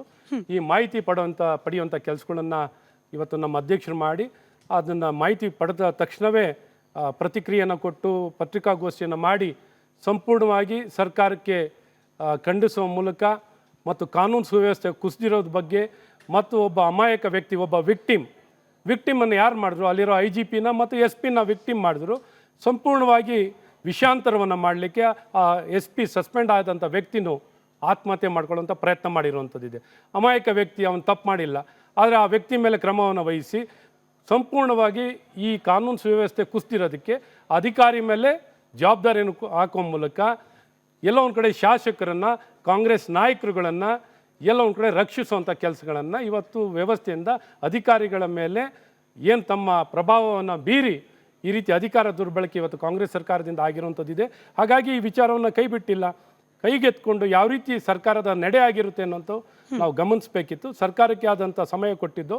ಇವತ್ತು ಸರ್ಕಾರ ಯಾವ ರೀತಿ ನಡೆಯನ್ನು ನೋಡಿ ಇದು ಸರಿಯಾಗಿಲ್ಲ ಅನ್ನೋಂಥದ್ದನ್ನ ಅರ್ಥಕೊಂಡು ಈಗ ನಾವು 17ನೇ ತಾರೀಕು ಈ ಕಾರ್ಯಕ್ರಮವನ್ನು ಬಳ್ಳಾರಿಯಲ್ಲಿ ಸಮಾವೇಶವನ್ನು ಮಾಡಿ ಇವತ್ತು ಜಾಗೃತಿಯನ್ನು ಮೂಡಿಸುವಂಥದ್ದು ಮತ್ತು ಸರ್ಕಾರಕ್ಕೂ ಸ್ಪಷ್ಟ ಮತ್ತು ಬಲವಾದ ಒಂದು ಸಂದೇಶವನ್ನು ಕೊಡಲಿಕ್ಕೆ ಪ್ರಯತ್ನವನ್ನು ಮಾಡಿ. ಈಗ ನಮ್ಮ ಆಡಿಯನ್ಸ್ ಕಡೆಯಿಂದನೂ ಪ್ರಶ್ನೆ ಬಂತು, ಹಾಗೆ ಜನರು ಕೂಡ ಮಾತನಾಡ್ತಿದ್ದಾರೆ. ಬಿಜೆಪಿ ನಾಯಕರು, ಅದರಲ್ಲೂ ಜನಾರ್ದನ್ ರೆಡ್ಡಿ, ಶ್ರೀರಾಮುಲು ಅವ್ರದ್ದೇನು ತಪ್ಪಿಲ್ವಾ? ಅವ್ರ ಮನೆಯಿಂದ ಕೂಡ ಬಾಲ್ಕನಿಯಿಂದ ಬುಲೆಟ್ ಫೈರ್ ಆಗಿರೋದಕ್ಕೆ ಸಾಕ್ಷ್ಯವಾಗಿ ದೃಶ್ಯಗಳು ಬರ್ತಾ ಇದೆ. ಮನೆಯಲ್ಲಿ ದೊಣ್ಣೆಗಳ ರಾಶಿ ರಿಪಬ್ಲಿಕ್ ಕನ್ನಡದಲ್ಲೇ ಸರಿಯಾಗಿದೆ. ಖಾರದ ಪುಡಿ ಇಟ್ಕೊಂಡು ಬಂದ ಮಹಿಳೆಯರು, ಲಾಂಗು ಮಚ್ಚು ಇಟ್ಕೊಂಡು ಬಂದ ಮಹಿಳೆಯರು, ಇವರೆಲ್ಲರೂ ಕೂಡ ಜನಾರ್ದನ್ ರೆಡ್ಡಿ ಬೆಂಬಲಿಗರು ಅನ್ನೋದು ವಿಡಿಯೋ ಸಾಕ್ಷ್ಯಗಳ ಸಮೇತ ಬೆಳಕಿಗೆ ಬರ್ತಾ ಇದೆ. So whom are you defending sir? ನೀವು ಯಾರನ್ನ ಡಿಫೆಂಡ್ ಮಾಡ್ಕೊಳ್ಳಿಕ್ಕೆ ಪಾದಯಾತ್ರೆ ಸಮಾವೇಶ ಮಾಡ್ತಿದ್ದೀರಿ? ಈಗ ಮನೆ ನುಗ್ಗಿರೋರು ಯಾರು? ಫೈರಿಂಗ್ ಮಾಡಿದವ್ರು ಯಾರು? ಹಲ್ಲೆ ಮಾಡ್ಲಿಕ್ಕೆ ಹೋದವ್ರು ಯಾರು? ಅಧಿಕಾರ ದುರ್ಬಳಕೆ ಮಾಡಿದವ್ರು ಯಾರು? ಎಲ್ಲ ಕಾಂಗ್ರೆಸ್ನವ್ರೆ. ಸೊ ಇವತ್ತು ಅಧಿಕಾರ ದುರ್ಬಳಕೆಯನ್ನು ಮಾಡಿ ನಿಮ್ಮ ಮನೆಗೆ ನುಗ್ತಾ ಇದ್ದಾರೆ. ಆ ಮನೆಗೆ ನುಗ್ಗಿ ಮನೆ ಮೇಲೆ ಫೈರಿಂಗ್ ಮಾಡಿರೋವಂಥದ್ದು ಈ ಕಾಂಗ್ರೆಸ್ನವರೇ. ಹಾಗಾಗಿ ತಪ್ಪಿರೋದು ಸಂಪೂರ್ಣವಾಗಿ ಈ ಕಾಂಗ್ರೆಸ್ಸಿನ ನಾಯಕರು ಮತ್ತು ಶಾಸಕರ ಮೇಲೆ ಮತ್ತು ಅಧಿಕಾರಿಗಳು ಲೋಪ ಎದ್ದು ಕಾಣ್ತಿರುವಂಥದ್ದಿದೆ. ಇವಾಗ ತನಿಖೆಯನ್ನು ಮಾಡ್ತಿದ್ದಾರೆ. ತನಿಖೆ ಮಾಡಲಿ. ಇವತ್ತು ತನಿಖೆ ಮಾಡಲಿಕ್ಕೆ ನಮ್ಮ ಅಭ್ಯಂತರ ಏನಿಲ್ಲ. ತನಿಖೆಯನ್ನು ಜುಡಿಷಿಯಲ್ ಎನ್ಕ್ವೈರಿನೇ ಮಾಡಿ ಅಂತ ನಾವು ಕೇಳ್ಕೊಂಡಿದ್ದೀವಿ. ಇದು ಯಾವುದು ಮುಚ್ಚಾಕೋದು ಬೇಡ, ಜುಡಿಷಿಯಲ್ ಎನ್ಕ್ವೈರಿ ಆಗಲಿ ಅಂತ ನಮ್ಮ ಒತ್ತಾಯ ಆಗಿದೆ. ಇವ್ರದ್ದೇ ಆದ ರೀತಿಯಲ್ಲಿ ತನಿಖೆಯನ್ನು ಮಾಡಿಸ್ಲಿಕ್ಕೆ ಕೊಟ್ಟಿರೋಂಥದ್ದು. ಅವರು ಮನೆ ಮುಂದೆ ಬಂದರು, ಬುಲೆಟ್ ಫೈರ್ ಮಾಡಿದ್ರು, ನಾವು ಅದಕ್ಕೆ ಲಾಂಗ್ ಇಟ್ಕೊಂಡು ಬಂದ್ವಿ, ಖಾರದ ಪುಡಿ ಎರಚಿದ್ವಿ, ಇದು ಸಮರ್ಥನೆ ಮಾಡ್ಕೊಳ್ಳೋದು ಸರಿನಾ ಅಂತ? ಈಗ ನಾನು ಯಾವುದು ಸಮರ್ಥನೆ ಮಾಡಲಿಕ್ಕೆ ಹೋಗಿಲ್ಲ. ಈಗ ವಿಚಾರ ಅಲ್ಲಿ ತನಿಖೆಯನ್ನು ತನಿಖೆ ಮಾಡಿದಾಗ ಮಾತ್ರ ನಾವು ಸ್ಪಷ್ಟವಾಗಿ ಇಲ್ಲಿ ನಮಗೆ ಕಂಡು ಬಂದಿದ್ದು ಭಾಳ ಸ್ಪಷ್ಟವಾಗಿ ಮನೆ ನುಗ್ಗಿ ದಾಳಿಯನ್ನು ಮಾಡಲಿಕ್ಕೆ ಹೊರಟವ್ರು ಯಾರು? Bharath Reddy and the supporters. ಏನು ಓಪನ್ ಆಗಿ ಫೈರ್ ಮಾಡಿಕೊಂಡು ಅವ್ರ ಮನೆಗೆ ನುಗ್ಗಿ ಹೊಡಿಲಿಕ್ಕೆ ಅವರ ಜೀವಕ್ಕೆ ಅಪಾಯ ಇತ್ತು. ಅವ್ರ ಜೀವನೇ ತೊಗೊಳ್ಳಿಕ್ಕೆ ಹೊರಟಿದ್ದಂಥವ್ರು ಈ ಕಾಂಗ್ರೆಸ್ನ ಕಾರ್ಯಕರ್ತರು. ಹಾಗಾಗಿ ಇವತ್ತು ಕಣ್ಣಿನ ಮುಂದೆ ಇವತ್ತು ಅವ್ರ ಮನೆಗೆ ಡ್ರೆಸ್ ಪಾಸಿಂಗ್ ಮಾಡ್ತಿರೋರು ಯಾರು? ಯಾರ ಆವರಣಕ್ಕೆ ಹೋಗಿದ್ದಾರೆ? ಯಾರ ಮನೆ ಒಳಗಡೆ ನುಗ್ಗಿದ್ದಾರೆ? ಇವ್ರು ಅವ್ರ ಭರತ್ ರೆಡ್ಡಿ ಮನೆ ಹತ್ರ ಹೋಗಿದಾರ ಅಥವಾ ಅವ್ರು ಬೇರೆ ಇನ್ನೊಂದು ಸ್ಥಳಕ್ಕೆ ಹೋಗಿದಾರ? ಡ್ರೆಸ್ ಪಾಸಿಂಗ್ ಮಾಡಿ ಒಂದು ಮನೆಯ ಒಳಗೆ ನುಗ್ಗಿ ಅವರಿಗೆ ಅಲ್ಲೇ ಮಾಡ್ಲಿಕ್ಕೆ ಕೊಟ್ಟಿರೋವಂಥದ್ದು, ಅವ್ರನ್ನ ಜೀವ ತಗೊಳಕ್ಕೆ ಕೊಟ್ಟಿರೋವಂಥದ್ದು ಈ ಕಾಂಗ್ರೆಸ್ನ ನಾಯಕರು ಭಾಳ ಸ್ಪಷ್ಟವಾಗಿ ಕಂಡು ಬಂದಿರೋವಂಥದ್ದು. ಹಾಗಾಗಿ ಇವತ್ತು ಬುಲೆಟ್ ಫೈರ್ ಮಾಡಿರೋರು ಯಾರು? ಅದರಿಂದ ತೀರೋಗಿರೋರು ಯಾರು? ಇವತ್ತು ಕಾಂಗ್ರೆಸ್ ಹತ್ರ ಉತ್ತರ ಇದೆಯಾ? ಅದೇ ಹೋಗಿ ಕಂಪ್ಲೇಂಟ್ ಕೊಟ್ಟಿದ್ರೆ ಸಾಕಿತ್ತಲ್ವಾ? ಒಬ್ಬ ಲಾ ಮೇಕರ್ ಆಗಿ ಇವರು ಕಾನೂನು ಕೈ ತೊಗೊಳ್ಳೋಂಥ ಪರಿಸ್ಥಿತಿ ಏನಿತ್ತು? ಸರ್ಕಾರ ಇವ್ರದ್ದು. ಬಟ್ ಆನೆಸ್ಟ್ಲಿ ಹೇಳಿ, ಒಬ್ಬ ಸಭ್ಯ ರಾಜಕಾರಣಿ ಅಂತ ಹೆಸರು ಪಡೆದಿರುವ ಅಶ್ವಥ್ ನಾರಾಯಣ್ ಅವ್ರಿಗೆ ಬಳ್ಳಾರಿಯ ಒಟ್ಟಾರೆ ಪಕ್ಷಾತೀತವಾಗಿ ಸರ್, ಬಳ್ಳಾರಿಯ ಒಟ್ಟಾರೆ ರಾಜಕೀಯ ವ್ಯವಸ್ಥೆಯಲ್ಲಿ ಒಂದು ಬದಲಾವಣೆ ಬರಬೇಕು. ಈ ಪುಡಿ ರೌಡಿಗಳು, ಅವರ ಬ್ಯಾಕ್ ಎಂಡಲ್ಲಿ ವರ್ಕ್ ಮಾಡ್ತಾ ಇರುವ ರಾಜಕಾರಣಿಗಳು, ಇವ್ರನ್ನೆಲ್ಲರನ್ನೂ ನೆಲ ಸಮೇತವಾಗಿ ಅಥವಾ ಬೇರ್ ಸಮೇತವಾಗಿ ಬಳ್ಳಾರಿಯಿಂದ ಕ್ಲೀನ್ ಮಾಡೋ ಅನಿವಾರ್ಯತೆ ಇದೆ ಅಂತ ಅನ್ನಿಸ್ತಾ ಇಲ್ವಾ ಸರ್? ಖಂಡಿತ ಈ ಸರ್ಕಾರ ಮೇಲೆ ಈ ಜವಾಬ್ದಾರಿ ಇದೆ. ಸರ್ಕಾರ ಜವಾಬ್ದಾರಿ ಇರೋರೆ ಪ್ರೈವೇಟ್ ಆರ್ಮಿಯನ್ನು ನಿಲ್ಲಿಸ್ಕೊಂಡು ನೀವು ನೋಡಬೇಕಲ್ಲ, ಅಲ್ಲಿ ಸುತ್ತ ನಿಂತವ್ರು ಯಾರು? ಇದನ್ನು ಏನು ಮಾಡ್ಲಿಕ್ಕೆ ಕೊಟ್ಟಿದ್ದಾರೆ? ಅಲ್ಲಿ ಪ್ರೈವೇಟ್ ಆರ್ಮಿಯನ್ನು ಇಟ್ಕೊಂಡು ಪ್ರೈವೇಟ್ ಗನ್ಮೆನ್ ಕರ್ನಾಟಕದಲ್ಲಿ ನಾವು ಕೇಳಿದ್ದೀವಿ ಅಂಥದ್ದು. ಈ ರೀತಿ ಪ್ರೈವೇಟ್ ಆರ್ಮಿಯನ್ನು ಇಟ್ಕೊಂಡು ಒಬ್ಬ ಸರ್ಕಾರದಲ್ಲಿದ್ದಾಗ ತನಗೆ ಏನಾರು ರಕ್ಷಣೆ ಕೊರತೆ ಇದ್ದರೆ ಒಬ್ಬ ಶಾಸಕನಾಗಿದ್ದವನಿಗೆ ಎಷ್ಟು ಬೇಕಾದ್ರೆ ಕೇಳ್ಬೋದು ಸಿಬ್ಬಂದಿಗಳನ್ನು. ಅವ್ರು ಕೇಳಿ ಸರ್ಕಾರದಿಂದ ಅಧಿಕೃತವಾಗಿ ಪಡಿಬೋದಿತ್ತು. ಈ ರೀತಿ ಪ್ರೈವೇಟ್ ಆರ್ಮಿಯ ಅವಶ್ಯಕತೆ ಇದೆಯಾ? ಯಾವ ರೀತಿ ಇದೆ ಇದು? ಈ ರೀತಿ ಇವತ್ತು ಸರ್ಕಾರ ಇರೋದು ಯಾರ್ದು? ಜವಾಬ್ದಾರಿ ಇರೋದು ಯಾರ ಮೇಲೆ? ಇವತ್ತು ಪಾದಯಾತ್ರೆ ಮಾಡಿದವ್ರು ಯಾರು? ಸಿದ್ದರಾಮಯ್ಯನವರು. ಇದೇ ಕಾಂಗ್ರೆಸ್ನವ್ರು ಪಾದಯಾತ್ರೆ ಯಾತಕ್ಕೆ ಮಾಡಿದ್ರು? ಯಾವ ಉದ್ದೇಶಕ್ಕೆ ಮಾಡಿದ್ರು? ಹಾಗಾಗಿ ಉದ್ದೇಶ ಈಡೇರಿದೆಯಾ? ಇವರು ಅಧಿಕಾರಕ್ಕೆ ಬಂದಾಗ ಇವರ ಬಾಲ ಇವರೇನು ಹೊರತುಪಡಿಸಿಲ್ಲ. ಇವರು ಈ ರೀತಿ ಅಧಿಕಾರ ದುರ್ಬಳಕೆಯನ್ನು ಮಾಡ್ತಿರೋದು ಭಾಳ ಸ್ಪಷ್ಟವಾಗಿ ವ್ಯಕ್ತಪಡಿಸಿದೆ. ಕಾನೂನಾತ್ಮಕವಾಗಿ ಎಲ್ಲ ಸಮಸ್ಯೆಗಳನ್ನು ಎದುರಿಸಿ ಕಾನೂನಲ್ಲಿ ಎದುರಿಸ್ತಿರೋರು ಜನಾರ್ದನ್ ರೆಡ್ಡಿ ಅವರು. ಮನೆ ಸುಟ್ಟಾಕ್ತೀನಿ ಬಳ್ಳಾರಿ ಭಸ್ಮ ಮಾಡ್ತೀನಿ, ಮನೆ ಸುಟ್ಟಾಕ್ತೀನಿ ಅಂತ ಮಾತನಾಡಿದ ಶಾಸಕ ನಾರಾ ಭರತ್ ರೆಡ್ಡಿ ಅವ್ರ ಮೇಲೆ ದ್ವೇಷ ಭಾಷಣ ಕಾಯ್ದೆಯಲ್ಲಿ ಕೇಸ್ ಹಾಕಬೇಕು ಅಂತಿದ್ದೀರಿ, ವಿರೋಧ ಪಕ್ಷದ ಬಹುತೇಕರ ಮಾತು. ಬಟ್ ಆ ಮಸೂದೆ ಬರ್ಲಿಕ್ಕೇನೆ ನಿಮ್ ವಿರೋಧ ಇದೆಯಲ್ಲ, ಭಯ ಯಾಕೆ? ಮಸೂದೆ ನೋಡಿ, ಮಸೂದೆಗೆ ಈಗ ಆಲ್ರೆಡಿ ಇವತ್ತು BNSS ಕಾನೂನಲ್ಲೇ ಎಲ್ಲ ಈ ರೀತಿ ಕೇಸನ್ನು ದಾಖಲು ಮಾಡ್ಲಿಕ್ಕೆ ಅವಕಾಶ ಇದೆ. ಈಗ ಅವಕಾಶ ಇಲ್ವಾ? ಅವಕಾಶ ಇದೆ. ಆದರೆ ಅವಕಾಶ ಇದ್ರೂ ಆ ಕಾನೂನು ಯಾಕೆ ಬಳಕೆ ಮಾಡ್ತಿಲ್ಲ? ಸೊ ಯಾವ ಕಾನೂನಲ್ಲಿ ಇಲ್ಲ ಅಂದಾಗ ನೀವು ಕಾನೂನು ತನ್ನಿ. ಹೊಸದಾಗಿ ಕಾನೂನು ತರೋಕ್ಕೆ, ದ್ವೇಷ ಭಾಷಣ ಮಾಡಲಿಕ್ಕೆ ಕಾನೂನಲ್ಲಿ ಈಗಿನ ಅವಕಾಶ ಇಲ್ಲ, ಪ್ರೊವಿಷನ್ ಇಲ್ಲ ಅಂದರೆ ಖಂಡಿತ ಎಸ್, ಇವ್ರ ಥರ ಸರಿ ಇದೆಯಪ್ಪ, ಇವ್ರು ಭಾಳ ಚಿಂತಕರು, ಕಾನೂನನ್ನ ಗೌರವಿಸೋರು, ಕಾಂಗ್ರೆಸ್ನವರು ಅಂದರೆ ಕಾನೂನು ಅಂದರೆ ಕಾಂಗ್ರೆಸ್ನವರು ಅಂದರೆ ಕಾನೂನು ಅಂತ ಹೇಳ್ಬೋದಿತ್ತು. ಆದರೆ ಇವರು ಯಾವುದೇ ರೀತಿ ಇಲ್ಲಿ ಕಾನೂನನ್ನ ಗೌರವಿಸುವಂಥ ಕೆಲಸ ಎಳ್ಳಷ್ಟು ಇದುವರೆಗೂ ಇವರು 2.25 ವರ್ಷ ಆಗಿದೆ ಅಧಿಕಾರಕ್ಕೆ ಬಂದು. ಏನಾರ ಬಾಂಬ್ ಹಾಕೋನು, ಕುಕ್ಕರ್ ಬಾಂಬ್ ಇರೋನ್ನ ನನ್ನ ಬ್ರದರು ಅಂತಾರೆ. ರಾಮೇಶ್ವರಂನಲ್ಲಿ ಬಾಂಬ್ ಬ್ಲಾಸ್ಟ್ ಮಾಡಿದವ್ರನ್ನ ಅವ್ರ ವ್ಯಾಪಾರದ ವ್ಯತ್ಯಾಸ ಅಂತ ಹೇಳಿದ್ರು. ತನಿಖೆ ಮಾಡೋ ಮುಂಚೆನೆ ಯಾರು ಸರ್ಕಾರದಲ್ಲಿದ್ದವರು, ಸರ್ಕಾರದಲ್ಲಿ ಆಡಳಿತ ಮಾಡೋಂಥವ್ರು, ಯಾರು ಭಾಷೆ ಬಳಕೆ ಮಾಡೋಂಥವ್ರ ಸರ್ಕಾರದಲ್ಲಿ ಇವತ್ತು ಯಾರು ಉಪಮುಖ್ಯಮಂತ್ರಿಗಳು, ಮುಖ್ಯಮಂತ್ರಿನಾರ ತನಿಖೆ ಬಂದು ನಾನು ಮಾಹಿತಿ ಪಡ್ಕೊಂಡು ಮಾತಾಡ್ತೀನಿ ಅಂತಂದರು. ಉಪಮುಖ್ಯಮಂತ್ರಿಗಳು ಏನು ಹೇಳಿದ್ರು? ಇಲ್ರೇ ನಮ್ಮ ಶಾಸಕರ ಬೆಂಬಲಕ್ಕೆ ನಾವು ನಿಲ್ತೀವಿ, ಅವ್ರು ಏನು ಬೇಕಾದ್ರೆ ಹೇಳಿರ್ಬೋದು. ಈ ರೀತಿ ಕಾನೂನ ಓಕೆ ಒಂದು ಪಕ್ಷವಾಗಿ ಈಗ ಯಾರು ಕಾರ್ಯಕರ್ತರು, ಯಾರ ಕಾಂಗ್ರೆಸ್ ಪಕ್ಷದ ನಾಯಕರು ಮಾತಾಡಿದ್ರು ಓಕೆ. ಆದ್ರೆ ಒಬ್ರು ಸರ್ಕಾರದಲ್ಲಿರೋರು, ಸರ್ಕಾರ ನಡೆಸೋರು ಇವತ್ತು ಪಕ್ಷಕ್ಕೆ ಸೇರಿರೋದಲ್ಲ, ಸರ್ಕಾರ ಎಲ್ಲರಿಗೂ ಎಲ್ಲ ಪಕ್ಷಕ್ಕೂ ಸೇರಿರೋದು ಸರ್ಕಾರ. ಸರ್ಕಾರದಲ್ಲಿದ್ದು ಇಂಥ ಅಧಿಕಾರ ದುರ್ಬಳಕೆ ಯಾವ ರೀತಿ ಕಾನೂನನ್ನ ಗೌರವಿಸ್ತಿದ್ದಾರೆ, ಈ ರೀತಿ ಕಾನೂನಲ್ಲಿ ಅವಕಾಶ ಇದೆ. ಮೊದಲು ಇವ್ರಿಗೇನಾರ ಈ ಸರ್ಕಾರ ಬದುಕಿದೆ ಅಂದ್ರೆ ಎಲ್ಲ ವಿಚಾರಕ್ಕೂ ನೀವೇನಾರು ಕೇಳಿ ಗೃಹ ಸಚಿವರನ್ನ, ಏನಾರ ನನಗೆ ಗೊತ್ತಿಲ್ಲ ಮಾಹಿತಿ ಪಡ್ಕೋತೀನಿ, ನೋಡ್ತೀನಿ, ಮಾಡ್ತೀನಿ. ಈ ರೀತಿ ಒಬ್ಬರು ಗೃಹ ಸಚಿವರು ಮಾತಾಡೋಂಥದ್ದು ಎಷ್ಟು ಘಟನೆ ನಡೆದಿದೆ, 1, 2, 10 ಘಟನೆಗಳು ನಡೆದಿದೆ. ಪ್ರತಿಯೊಂದು ಘಟನೆಯಲ್ಲೂ ಇದೇ ಉತ್ತರ. ಬಾಂಗ್ಲಾದೇಶಿಯರು ಇವತ್ತು ಕರ್ನಾಟಕದಲ್ಲಿ 25 ಲಕ್ಷಕ್ಕಿಂತ ಹೆಚ್ಚು ಜನ ಬಾಂಗ್ಲಾದೇಶಿಯವರು ಇದ್ದಾರೆ. ಇಲ್ಲ ಅಂತ ಹೇಳಿದ್ರ ಇವತ್ತು ಬಾಂಗ್ಲಾದೇಶದ ಬಗ್ಗೆ ರಿಪಬ್ಲಿಕ್ ಕನ್ನಡ ರಿಯಾಲಿಟಿ ಚೆಕ್ ಮಾಡಿದೆ. ಪ್ರಶ್ನೆ ಬರುತ್ತೆ, ಉತ್ತರ ಕೊಡ್ಲಿಕ್ಕೆ ನೀವು ರೆಡಿ ಇರಬೇಕು. ಈಗ ಸದ್ಯಕ್ಕೆ ಕೇಳಿಸ್ಕೊಳ್ಳಿ. ಸೊ ಹಾಗಾಗಿ ಪ್ರತಿಯೊಂದು ವಿಚಾರದಲ್ಲಿ ಇವತ್ತು ಈ ಸರ್ಕಾರದಲ್ಲಿ ಕಾನೂನನ್ನ ಎತ್ತಿಡಿಯುವಂಥ ಕೆಲಸ, ಒಂದು ಸರ್ಕಾರ ಬಲವಾಗಿ ಜನ ನಮ್ಗೆ ಅಧಿಕಾರ ಕೊಟ್ಟಿರೋ ಜನಪರವಾಗಿ ನಾವು ನಿಂತ್ಕೊಳ್ತೀವಿ ಅನ್ನುವಂಥ ಸ್ಪಷ್ಟವಾಗಿ ಒಂದೇ ಒಂದು ದಿನ ಸ್ಪಷ್ಟ ಉತ್ತರವನ್ನು ಯಾವುದೇ ಸಂದರ್ಭ ರೇಪ್ ಆಗಿರಲಿ, ಮರ್ಡರ್ ಆಗಿರಲಿ, ಡಕಾಯಿತಿ ಆಗಿರಲಿ, ಹಗಲು ದರೋಡೆ ಆಗಿರಲಿ, ಪ್ರತಿಯೊಂದಕ್ಕೂ ಉತ್ತರ ನೋಡ್ತೀನಿ. ಆ ಡಕಾಯಿತರು, ಬಾಂಬ್ ಹಾಕೋರು ಬರಲಿ, ಟೆರರಿಸ್ಟ್ ಬರಲಿ, ಆತಂಕವಾದಿಗಳು ಬರಲಿ, ನಮ್ಮ ಸೋದರರು, ಪಾಕಿಸ್ತಾನ್ ಜಿಂದಾಬಾದ್ ಅಂತ ಹೇಳಿ ಇವ್ರ ಹತ್ರ ಉತ್ತರ ಇಲ್ಲ. ಪಾಕಿಸ್ತಾನ್ ಜಿಂದಾಬಾದ್ ಅಂದ್ರೂ ಉತ್ತರ ಇಲ್ಲ. ಸೊ ಈ ರೀತಿ ಅಸಹಾಯಕವಾಗಿ ಪಾಪ ಇವ್ರಿಗೆ ನಾನು ನಿಜಕ್ಕೂ ಸಹಾನುಭೂತಿಯನ್ನು ವ್ಯಕ್ತಪಡ್ತೀನಿ. ಪಾಪ ಇವ್ರ ನಾಯಕರುಗಳಿಗೆ, ಅದು ಸರ್ಕಾರದಲ್ಲಿರೋರಿಗೆ ಇವತ್ತು ಜವಾಬ್ದಾರಿಯುತವಾಗಿ ನಡ್ಕೊಳ್ಳೋಕ್ಕೆ ಇವ್ರಿಗೆ ಗೌರವ ತರೋ ರೀತಿಯಲ್ಲಿ, ಒಂದು ಪಕ್ಷಕ್ಕೆ ಗೌರವ ತರೋ ರೀತಿಯಲ್ಲಿ ಯಾವ ಸಂದರ್ಭದಲ್ಲಿ ನಡ್ಕೊಂಡು ಅಸಹಾಯಕವಾಗಿ ನೀವೇನು ಮಾಡಿದ್ರಿ, ಅವ್ರೇನು ಮಾಡಿದ್ರಿ, ನಾವೇನು ಮಾಡ್ತೀವಿ ಸರ್ಕಾರದಲ್ಲಿ ಇದ್ದು ಅನ್ನೋಂಥ ಸ್ಪಷ್ಟ ಸಂದೇಶವನ್ನು ಕೊಡೋದಕ್ಕೆ ಸಂಪೂರ್ಣವಾಗಿ ಅಸಹಾಯಕರಾಗಿರೋದು ಈ ಕಾಂಗ್ರೆಸ್ ಸರ್ಕಾರ. ಸರಿ, ನಾನು ಬಳ್ಳಾರಿ ವಿಚಾರದಿಂದ ದ್ವೇಷ ಭಾಷಣ ಮಸೂದೆ ಬಗ್ಗೆನೇ ಮತ್ತಷ್ಟು ಪ್ರಶ್ನೆ ಕೇಳಲಿಕ್ಕೆ ಮುಂಚೆ ಬಳ್ಳಾರಿ ಘಟನೆ ಬಗ್ಗೆ ಯಾರಿಗಾದ್ರೂ ಪ್ರಶ್ನೆಗಳಿದ್ರೆ. ಜನಾರ್ದನ್ ರೆಡ್ಡಿ ಬಳ್ಳಾರಿಯಲ್ಲಿ ಇಲ್ದಿರೋವಾಗ ತುಂಬಾ ಶಾಂತವಾಗಿತ್ತು. ಆ ಮನುಷ್ಯ ಯಾವಾಗ ಬಳ್ಳಾರಿ ಕಾಲಿಕ್ಕದ್ನೋ ಅಲ್ಲಿ ಅಶಾಂತಿ ಉಂಟು ಮಾಡಿದ್ರು. ಈಗ ನಾನು ನಿಮ್ಮನ್ನ ಏನು ಕೇಳ್ಕೊತಾ ಇದ್ದೀನಿ ಅಂದರೆ, ನೋಡಿ ನಾನು ಪ್ರಶ್ನೆ ಮಾಡ್ತಾ ಇದ್ದೀನಿ ಸರ್, ಜನಾರ್ದನ್ ರೆಡ್ಡಿನ ಮತ್ತೆ ಬಳ್ಳಾರಿಯಿಂದ ಗಡಿಪಾರು ಮಾಡಿದ್ರೆ ಮಾತ್ರ ಬಳ್ಳಾರಿ ಶಾಂತವಾಗಿರೋ ಸರ್. ಯಾಕೆ ಗೊತ್ತಾ, ಜನಾರ್ದನ್ ರೆಡ್ಡಿ ಹತ್ರ ಅಕ್ರಮ ಸಂಪತ್ತು ಜಾಸ್ತಿ ಇದೆ, ಅವ್ರಿಗೆ ಇಡಿ ಭಯ ಇಲ್ಲ. ಯಾಕಂದ್ರೆ ನಿಮ್ಮ ಕೇಂದ್ರ ಸರ್ಕಾರದಲ್ಲಿ ಇರೋದು ಇಡಿ ಎಲ್ಲ ನಿಮ್ಮ ಕೈಯಲ್ಲಿದೆ. ಹಾಗಾಗಿ ಯಾವುದೇ ರೀತಿಯ ಭಯ ಇಲ್ದಿರ ಇವತ್ತು ಬಳ್ಳಾರಿಯಲ್ಲಿ ಅಶಾಂತಿಯನ್ನು ಸೃಷ್ಟಿ ಮಾಡ್ತಾರೆ. ಅವ್ರು ಉತ್ತರ ಕೊಡೋಕೆ ಮುಂಚೆ ಗನ್ಮ್ಯಾನ್ ಇಟ್ಕೊಂಡು ಓಡಾಡ್ತಾ ಇರುವ ಸತೀಶ್ ರೆಡ್ಡಿ ಅವ್ರನ್ನ ಏನು ಮಾಡ್ಬೇಕಂತಾನು ಉತ್ತರ ಕೊಡಿ, ಆಮೇಲೆ ಮಿಕ್ಕಿದ್ದು. ಖಂಡಿತ ಸರ್. ಈಗ ನೋಡಿ, ಗುಂಡು ತಗ್ಲಿರೋದು ನಮ್ಮ ಪಕ್ಷದ ಕಾಂಗ್ರೆಸ್ ಕಾರ್ಯಕರ್ತನಿಗೆ ಆರ್ಸರ ಸತೀಶ್ ರೆಡ್ಡಿ. ಅಲ್ಲ, ನನ್ನೊಂದು ಸಿಂಪಲ್ ಪ್ರಶ್ನೆ. ಇರಿ, ತಾಳ್ಮೆ. ನನ್ನ ಸಿಂಪಲ್ ಪ್ರಶ್ನೆ, ಜನಾರ್ದನ್ ರೆಡ್ಡಿ ಅವರನ್ನ ಗಡಿಪಾರು ಮಾಡಬೇಕು, ಆದ್ರೆ ನಿಮ್ಮದೇ ಪಕ್ಷದ ಕಾರ್ಯಕರ್ತನ ಪ್ರಾಣ ಹೋಗ್ಲಿಕ್ಕೆ ಕಾರಣವಾದ ಸತೀಶ್ ರೆಡ್ಡಿ ಅವರ ಗನ್ಮ್ಯಾನ್, ಹಾಗೆ ಸತೀಶ್ ರೆಡ್ಡಿ ಅವರನ್ನು ಏನು ಮಾಡಬೇಕು?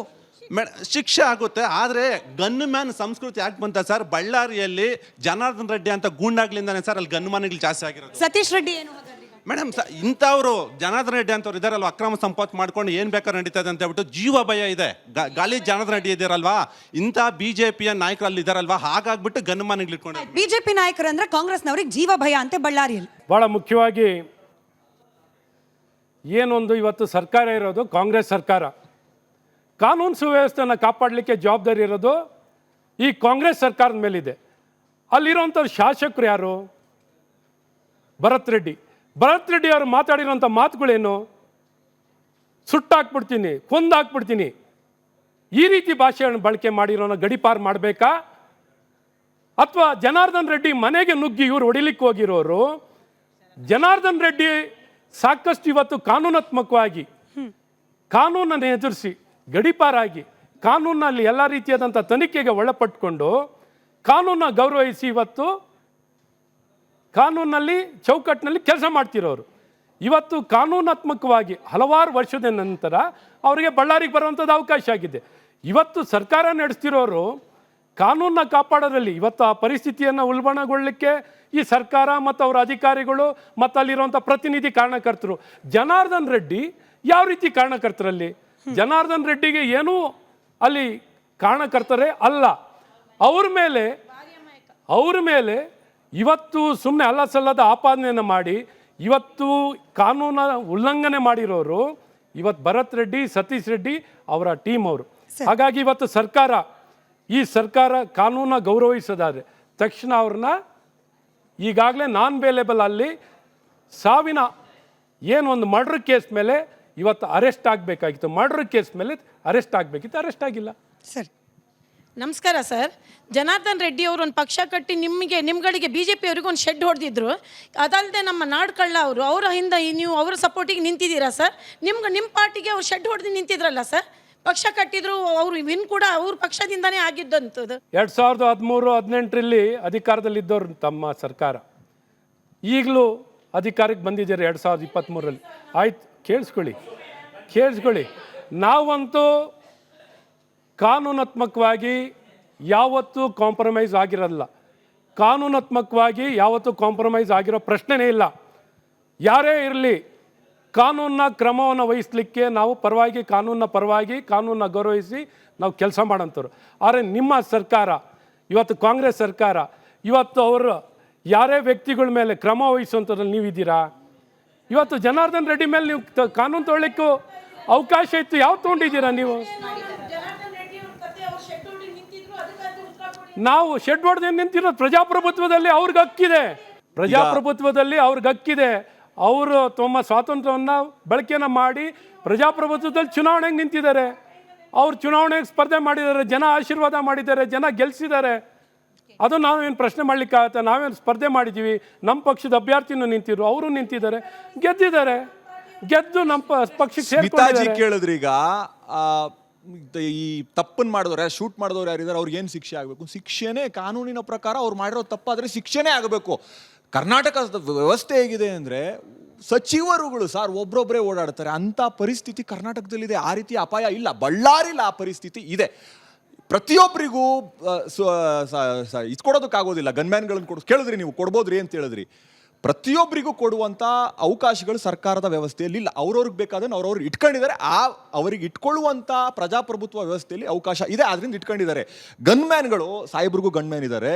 ಆ ರೀತಿ ಎಲ್ಲ ಎಲ್ಲೇ ಮೀರಿ ವರ್ತನೆ ಮಾಡೋದಿಲ್ಲ. ಮುಗಿಸ್ಬಿಡ್ತೀನಿ.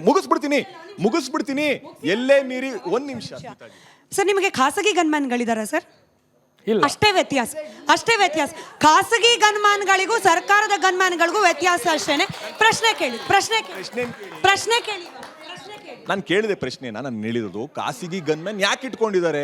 ಸರ್ಕಾರದಿಂದ ಅವರು ಸರ್ಕಾರಿ ಹುದ್ದೆಯಲ್ಲಿ ಇಲ್ಲ. ಸರ್ಕಾರಿ ಹುದ್ದೆಯಲ್ಲಿ ಇರೋರಿಗೆ ಮಾತ್ರ ಗನ್ಮ್ಯಾನ್ ಕೊಡೋದು. ಸರ್ಕಾರಿ ಹುದ್ದೆಯಲ್ಲಿ ಇಲ್ಲದೆ ಇರೋರು ಗನ್ಮ್ಯಾನ್ ಕೊಡೋದಿಲ್ಲ. ಅವ್ರಿಗೆ ಬೇಕಾಗಿದ್ದು ಅವ್ರು ಇಟ್ಕೊಂಡಿದ್ದಾರೆ. ಗನ್ಮ್ಯಾನ್ಗಳ ಆ ರೀತಿ ಗನ್ಮ್ಯಾನ್ಗಳು ರೌಡಿಗಳಲ್ಲ, ಪರೋಡಿಗಳಲ್ಲ, ಸುಮ್ಮನೆ ಫೈರ್ ಮಾಡೋದಿಲ್ಲ. CCTV ಕ್ಯಾಮ್ರಾಗಳಿದೆ, ಏನು ನಡೆದಿದೆ ಅಂತ ಗೊತ್ತು. ಗನ್ಮ್ಯಾನ್ಗಳು ತಪ್ಪು ಮಾಡಿದರೆ ಶಿಕ್ಷೆನೇ ಆಗೋದು. ಆಯ್ತು ಸರ್, ಕ್ಷಮೆ ಇರಲಿ, 1 ನಿಮಿಷ ನಿಮ್ದು ಸಮಯ ನಾನು ತಗೊಳ್ತಾ ಇದ್ದೀನಿ. ಈಗ ಸತೀಶ್ ರೆಡ್ಡಿ ಅವರ ಖಾಸಗಿ ಗನ್ಮನ್ ಅಲ್ವಾ ಸರ್ ಇವಾಗ ಶೂಟ್ ಆಗಿದೆ ಅನ್ನೋ ಆರೋಪ ಬರ್ತಿರೋದು? ಸತೀಶ್ ರೆಡ್ಡಿ ಅವರು 4:30-5 ಗಂಟೆಗೇನೆ ಹಾಸ್ಪಿಟಲೈಸ್ ಆದಮೇಲೂ ಕೂಡ ಸತೀಶ್ ರೆಡ್ಡಿ ಅವರ ಖಾಸಗಿ ಗನ್ಮ್ಯಾನ್ಗಳಿಗೆ ಜನಾರ್ದನ್ ರೆಡ್ಡಿ ಅವರ ಮನೆ ಮುಂದೆ 7 ಗಂಟೆವರೆಗೂ ಏನು ಕೆಲಸ ಅಂತ ಹೇಳಿ ನಾನು ಕಾಂಗ್ರೆಸ್ ಪಕ್ಷದ ವಕ್ತಾರರು ಪ್ರಶ್ನೆ ಕೇಳಿದ್ದೆ. ನಿಮಗೂ ಸೇಮ್ ಪ್ರಶ್ನೆ. ನಿಮ್ಮ ಪ್ರಶ್ನೆ ಇರೋದಾಗಾದ್ರೆ ಅವ್ರನ್ನ ಜನಾರ್ದನ್ ರೆಡ್ಡಿ ಅವರು ಆರೋಪ ಮಾಡ್ದಂಗೆ ಅವ್ರನ್ನ ಕೊಲ್ಲೋದಕ್ಕೆ ಹೋಗಿದ್ರು ಅನ್ನೋದು ನಿಮ್ಮ ಪ್ರಶ್ನೆ ಸರ್. ನನ್ನ ಪ್ರಶ್ನೆ ನಿಮಗೆ ಕೇಳ್ತಿದ್ದೀನಿ. ನೀವೇ ಹೇಳ್ದಾಗೆ ನಿಮ್ಮದೇ ಸಚಿವರಾದ ಜಮೀರ್ ಅಹಮದ್ ಖಾನ್ ಅವರು ಹೇಳಿದ್ದಾರೆ ಸತೀಶ್ ರೆಡ್ಡಿ ಅವರ ಖಾಸಗಿ ಗನ್ಮ್ಯಾನ್ ಅವರ ಬುಲೆಟ್ ನಿಂದಾನೇ ಹಾರಿರೋದು. ಸತೀಶ್ ರೆಡ್ಡಿ ಅವರ ಖಾಸಗಿ ತನಿಖೆ ಆಗಲಿ ಸರ್. ನಾನು ಕೇಳ್ತಿರೋದೇನು ಸಿಂಪಲ್ ಪ್ರಶ್ನೆ. ಸತೀಶ್ ರೆಡ್ಡಿ ಅವರೇ ಹಾಸ್ಪಿಟಲೈಸ್ ಆದಮೇಲೆ ಅವರ ಖಾಸಗಿ ಗನ್ಮ್ಯಾನ್ಗಳಿಗೆ ಜನಾರ್ದನ್ ರೆಡ್ಡಿ ಅವರ ಮನೆ ಮುಂದೆ ಏನು ಕೆಲಸ ಅಂತ ಸಿಂಪಲ್.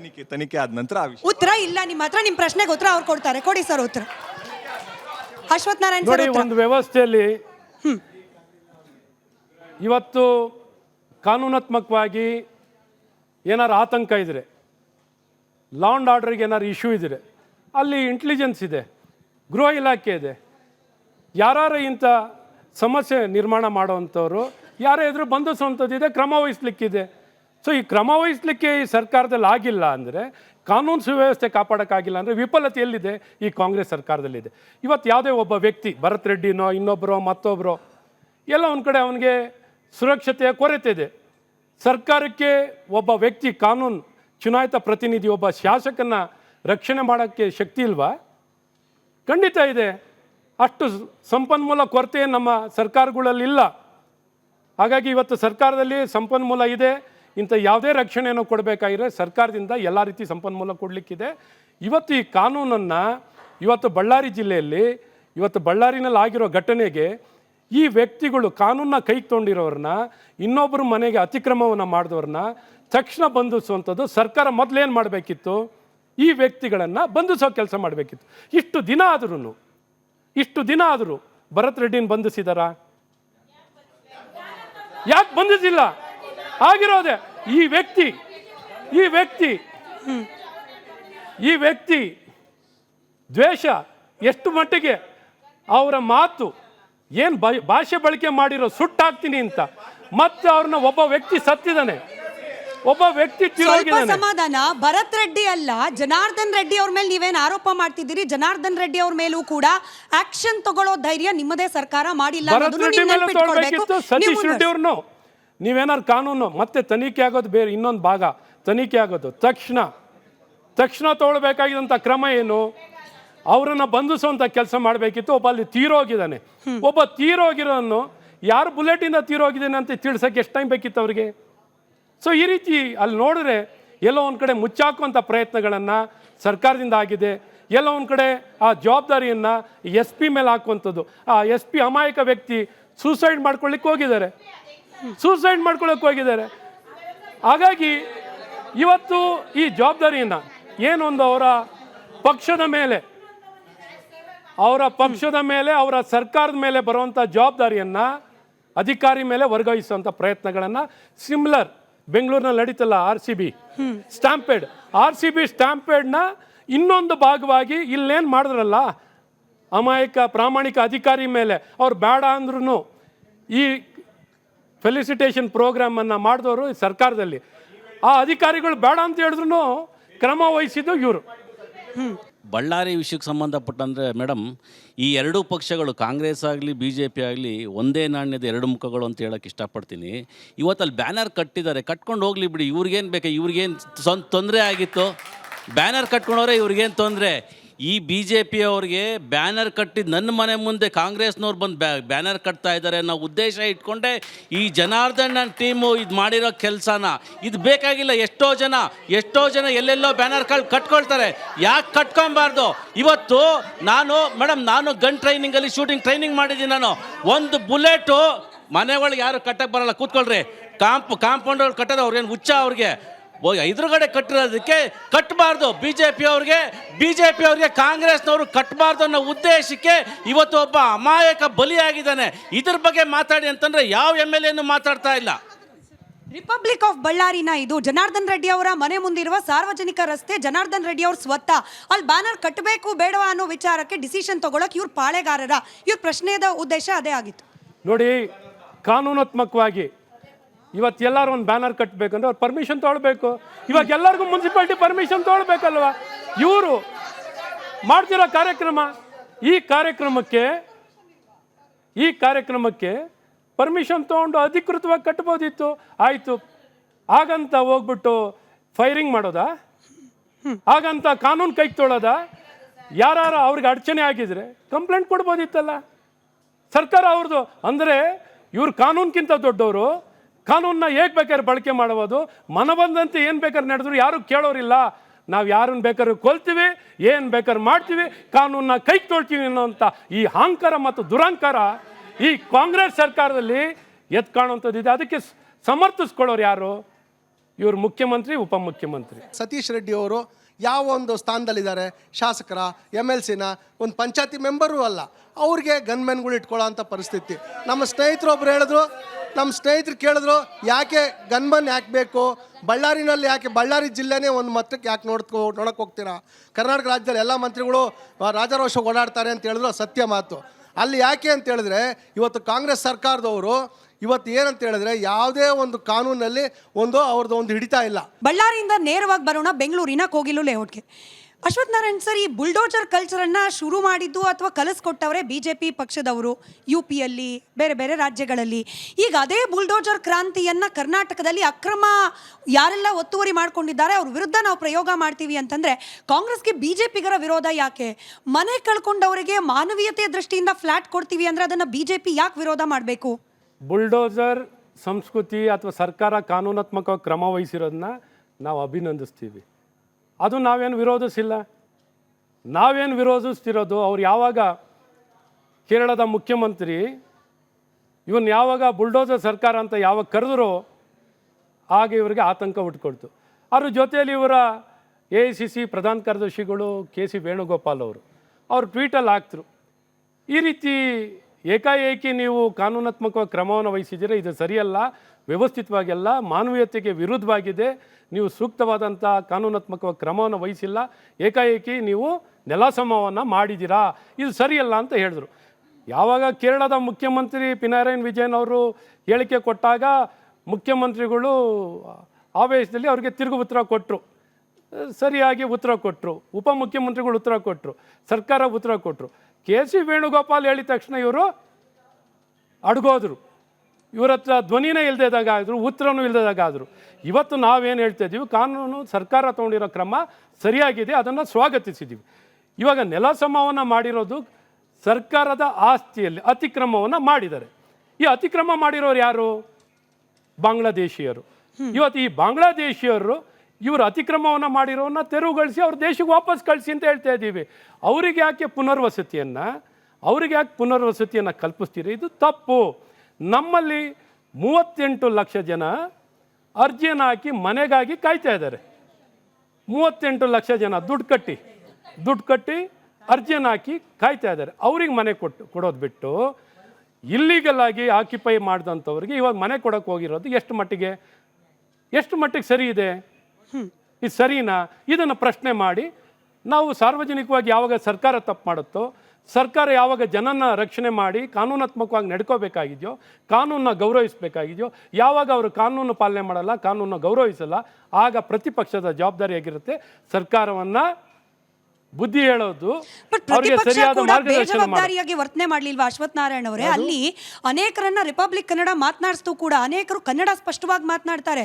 ತಾತನ ಕಾಲದಿಂದ ನಾವು ಇಲ್ಲೇ ಇದ್ದೀವಿ, ನಾವು ಕನ್ನಡಿಗರು ಅಂತ ಹೇಳ್ತಾರೆ. ಬಟ್ ವಿರೋಧ ಪಕ್ಷವಾಗಿ ತಾವೇನು ಹೇಳ್ಬಿಟ್ರಿ, ಅಲ್ಲಿ ಇರೋರೆಲ್ಲ ಅಕ್ರಮ ಬಾಂಗ್ಲಾದೇಶಿಗಳು, ನೀವು ಕನ್ನಡಿಗರಿಗೆ ಮಾಡ್ತಾ ಇರುವ ಅವಮಾನ ಅಲ್ವಾ ಇದು? ಖಂಡಿತ ಇಲ್ಲ. ನೀವು ನೋಡಿ, ಮೊದಲು ಬಂದಿದ್ದೇನು, ಪಿನರಾಯಿ ವಿಜಯನ್ ಅವ್ರಿಗೂ ಆ ಸ್ಥಳಕ್ಕೆ ಏನು ಸಂಬಂಧ ಇತ್ತು? ಏನು ಸಂಬಂಧ ಇತ್ತು ಹೇಳಿ? ಏನು ಕೇರಳ ರಾಜ್ಯದವ್ರು ಇದರಲ್ಲಿ? ಕೇರಳ ರಾಜ್ಯದವ್ರು ಇದ್ದರಾ? ಒಬ್ಬರೊಬ್ಬರು ಇರಲಿಲ್ಲ. ಯಾಕೆ ಅವ್ರ ವಿಷಯವನ್ನು ಪ್ರಸ್ತಾಪ ಮಾಡಿದಂಥ ಹಿನ್ನೆಲೆ ನಾನು ಹೇಳೋಕ್ಕೆ ಇಷ್ಟಪಡ್ತೀನಿ.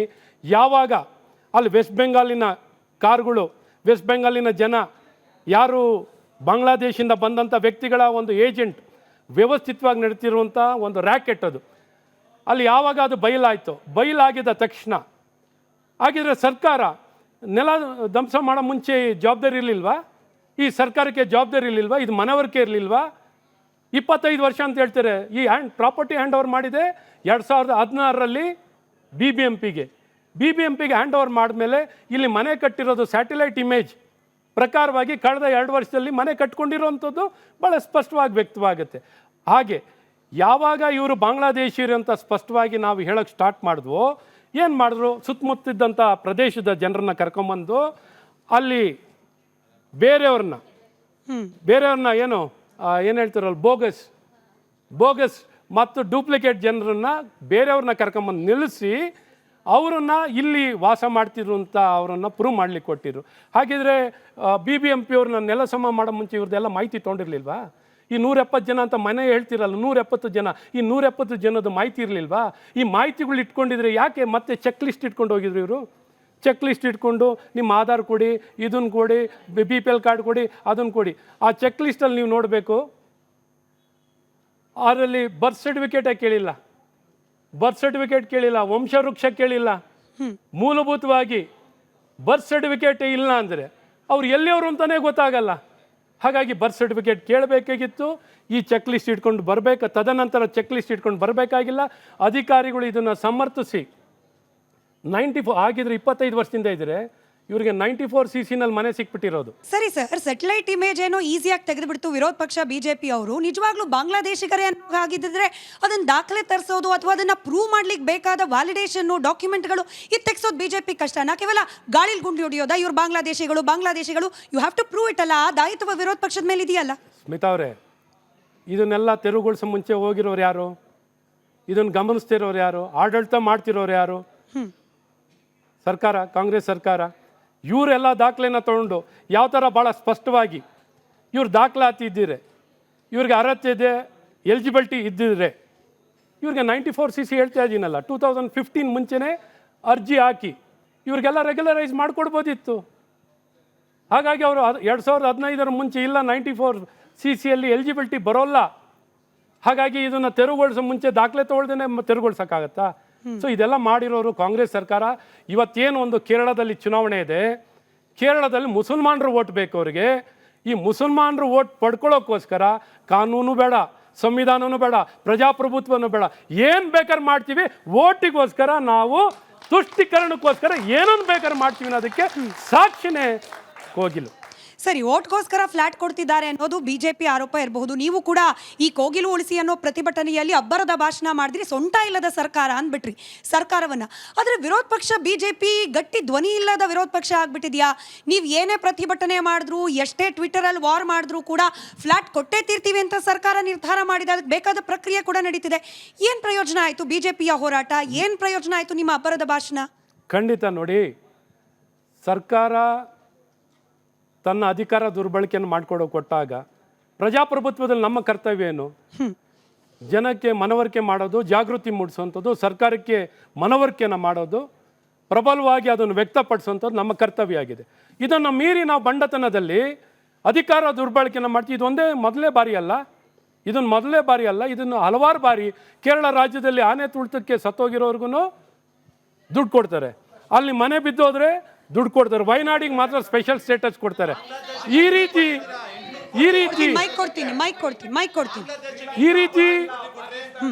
ರೀತಿ ನಾನು ನಮ್ಮ ರಾಜ್ಯದಲ್ಲೂ ಕೊಟ್ಟು ನಮ್ಮ ರಾಜ್ಯದಲ್ಲಿ ಕೊಡೋದು 50,000 ರೂಪಾಯಿ, ಅಲ್ಲಿ ಹೋದರೆ 25 ಲಕ್ಷ ರೂಪಾಯಿ.